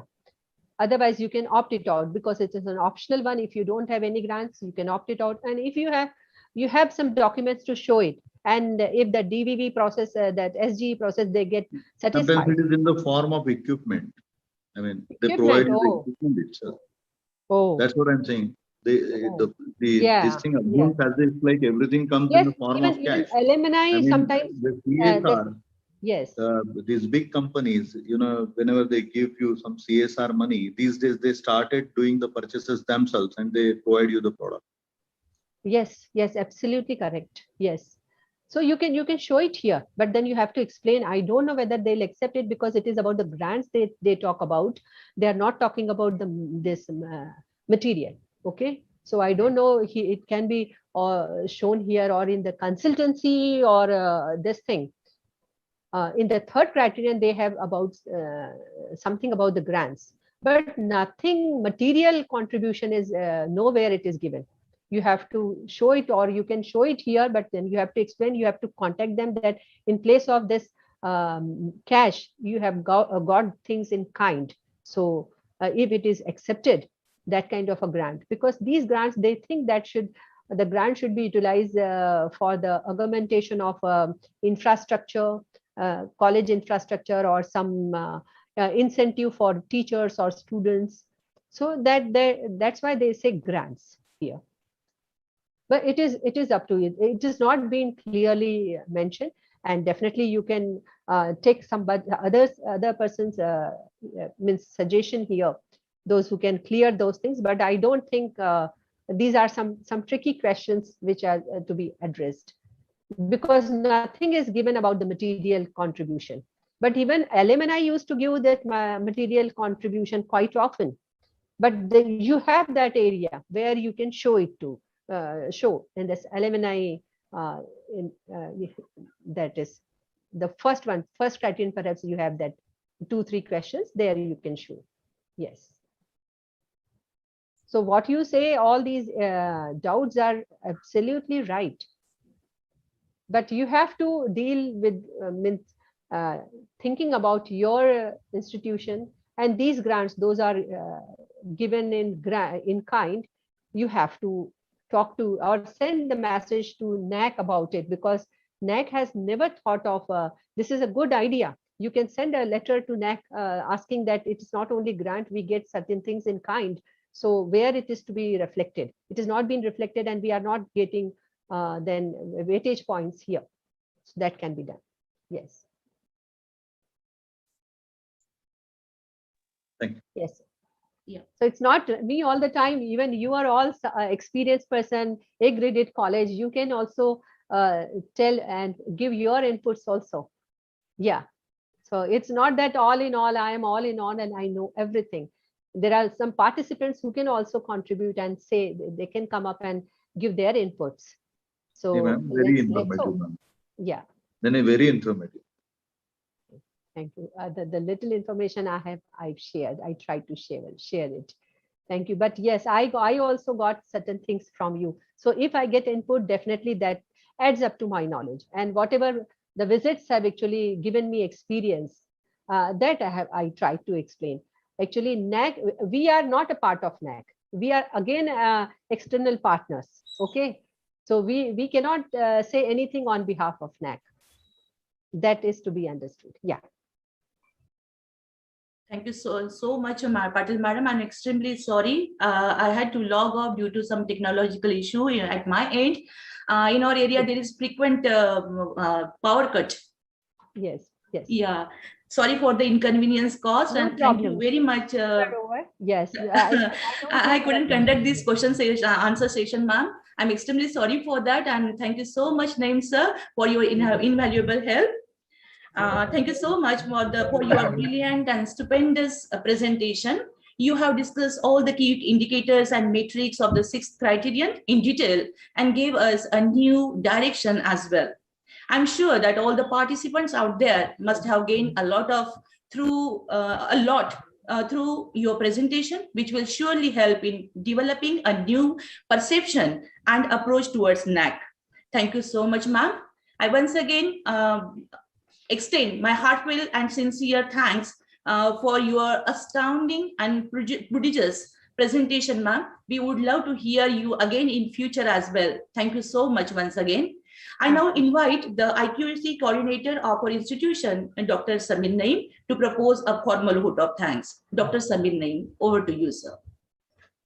Good morning, everyone. Words do not properly translate and represent the feelings we wish to convey. But sometimes words are the only medium available for us to express our thoughts and emotions. Proposing a vote of thanks is one of them.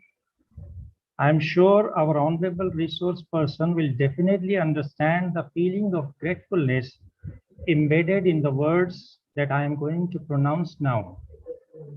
On behalf of the principals and the IQAC coordinators of the 7 colleges who have jointly organized this 8-day national level faculty development-cum-orientation program, I express and extend my utmost gratitude to our resource person, Dr. Jyoti Patil. Thank you, madam, for accepting our invitation and for setting aside 2 hours of your precious time for us and for obliging us with your presence. Your lucid and articulate presentation has undoubtedly enriched and enhanced our knowledge and understanding of the topic. Our understanding of the 6th criterion has definitely improved than what it was prior to your presentation. We hope we shall get the benefit of your guidance, your words of wisdom, and your valuable inputs in future as well. Thank you once again, madam. I thank all the participants for their active participation and attentive listening and for asking important and pertinent questions. I thank our technical support team comprising Dr. Vinod Khedkar, Professor Apurva Pal, and Mr. Dheeraj Pandey for providing seamless and glitch-free technical support. With this, we have come to the end of the 6th day of this 8-day faculty development program. We shall meet again tomorrow at 11 a.m. for our penultimate day session. Till then, we take your leave. Have a good day. Thank you.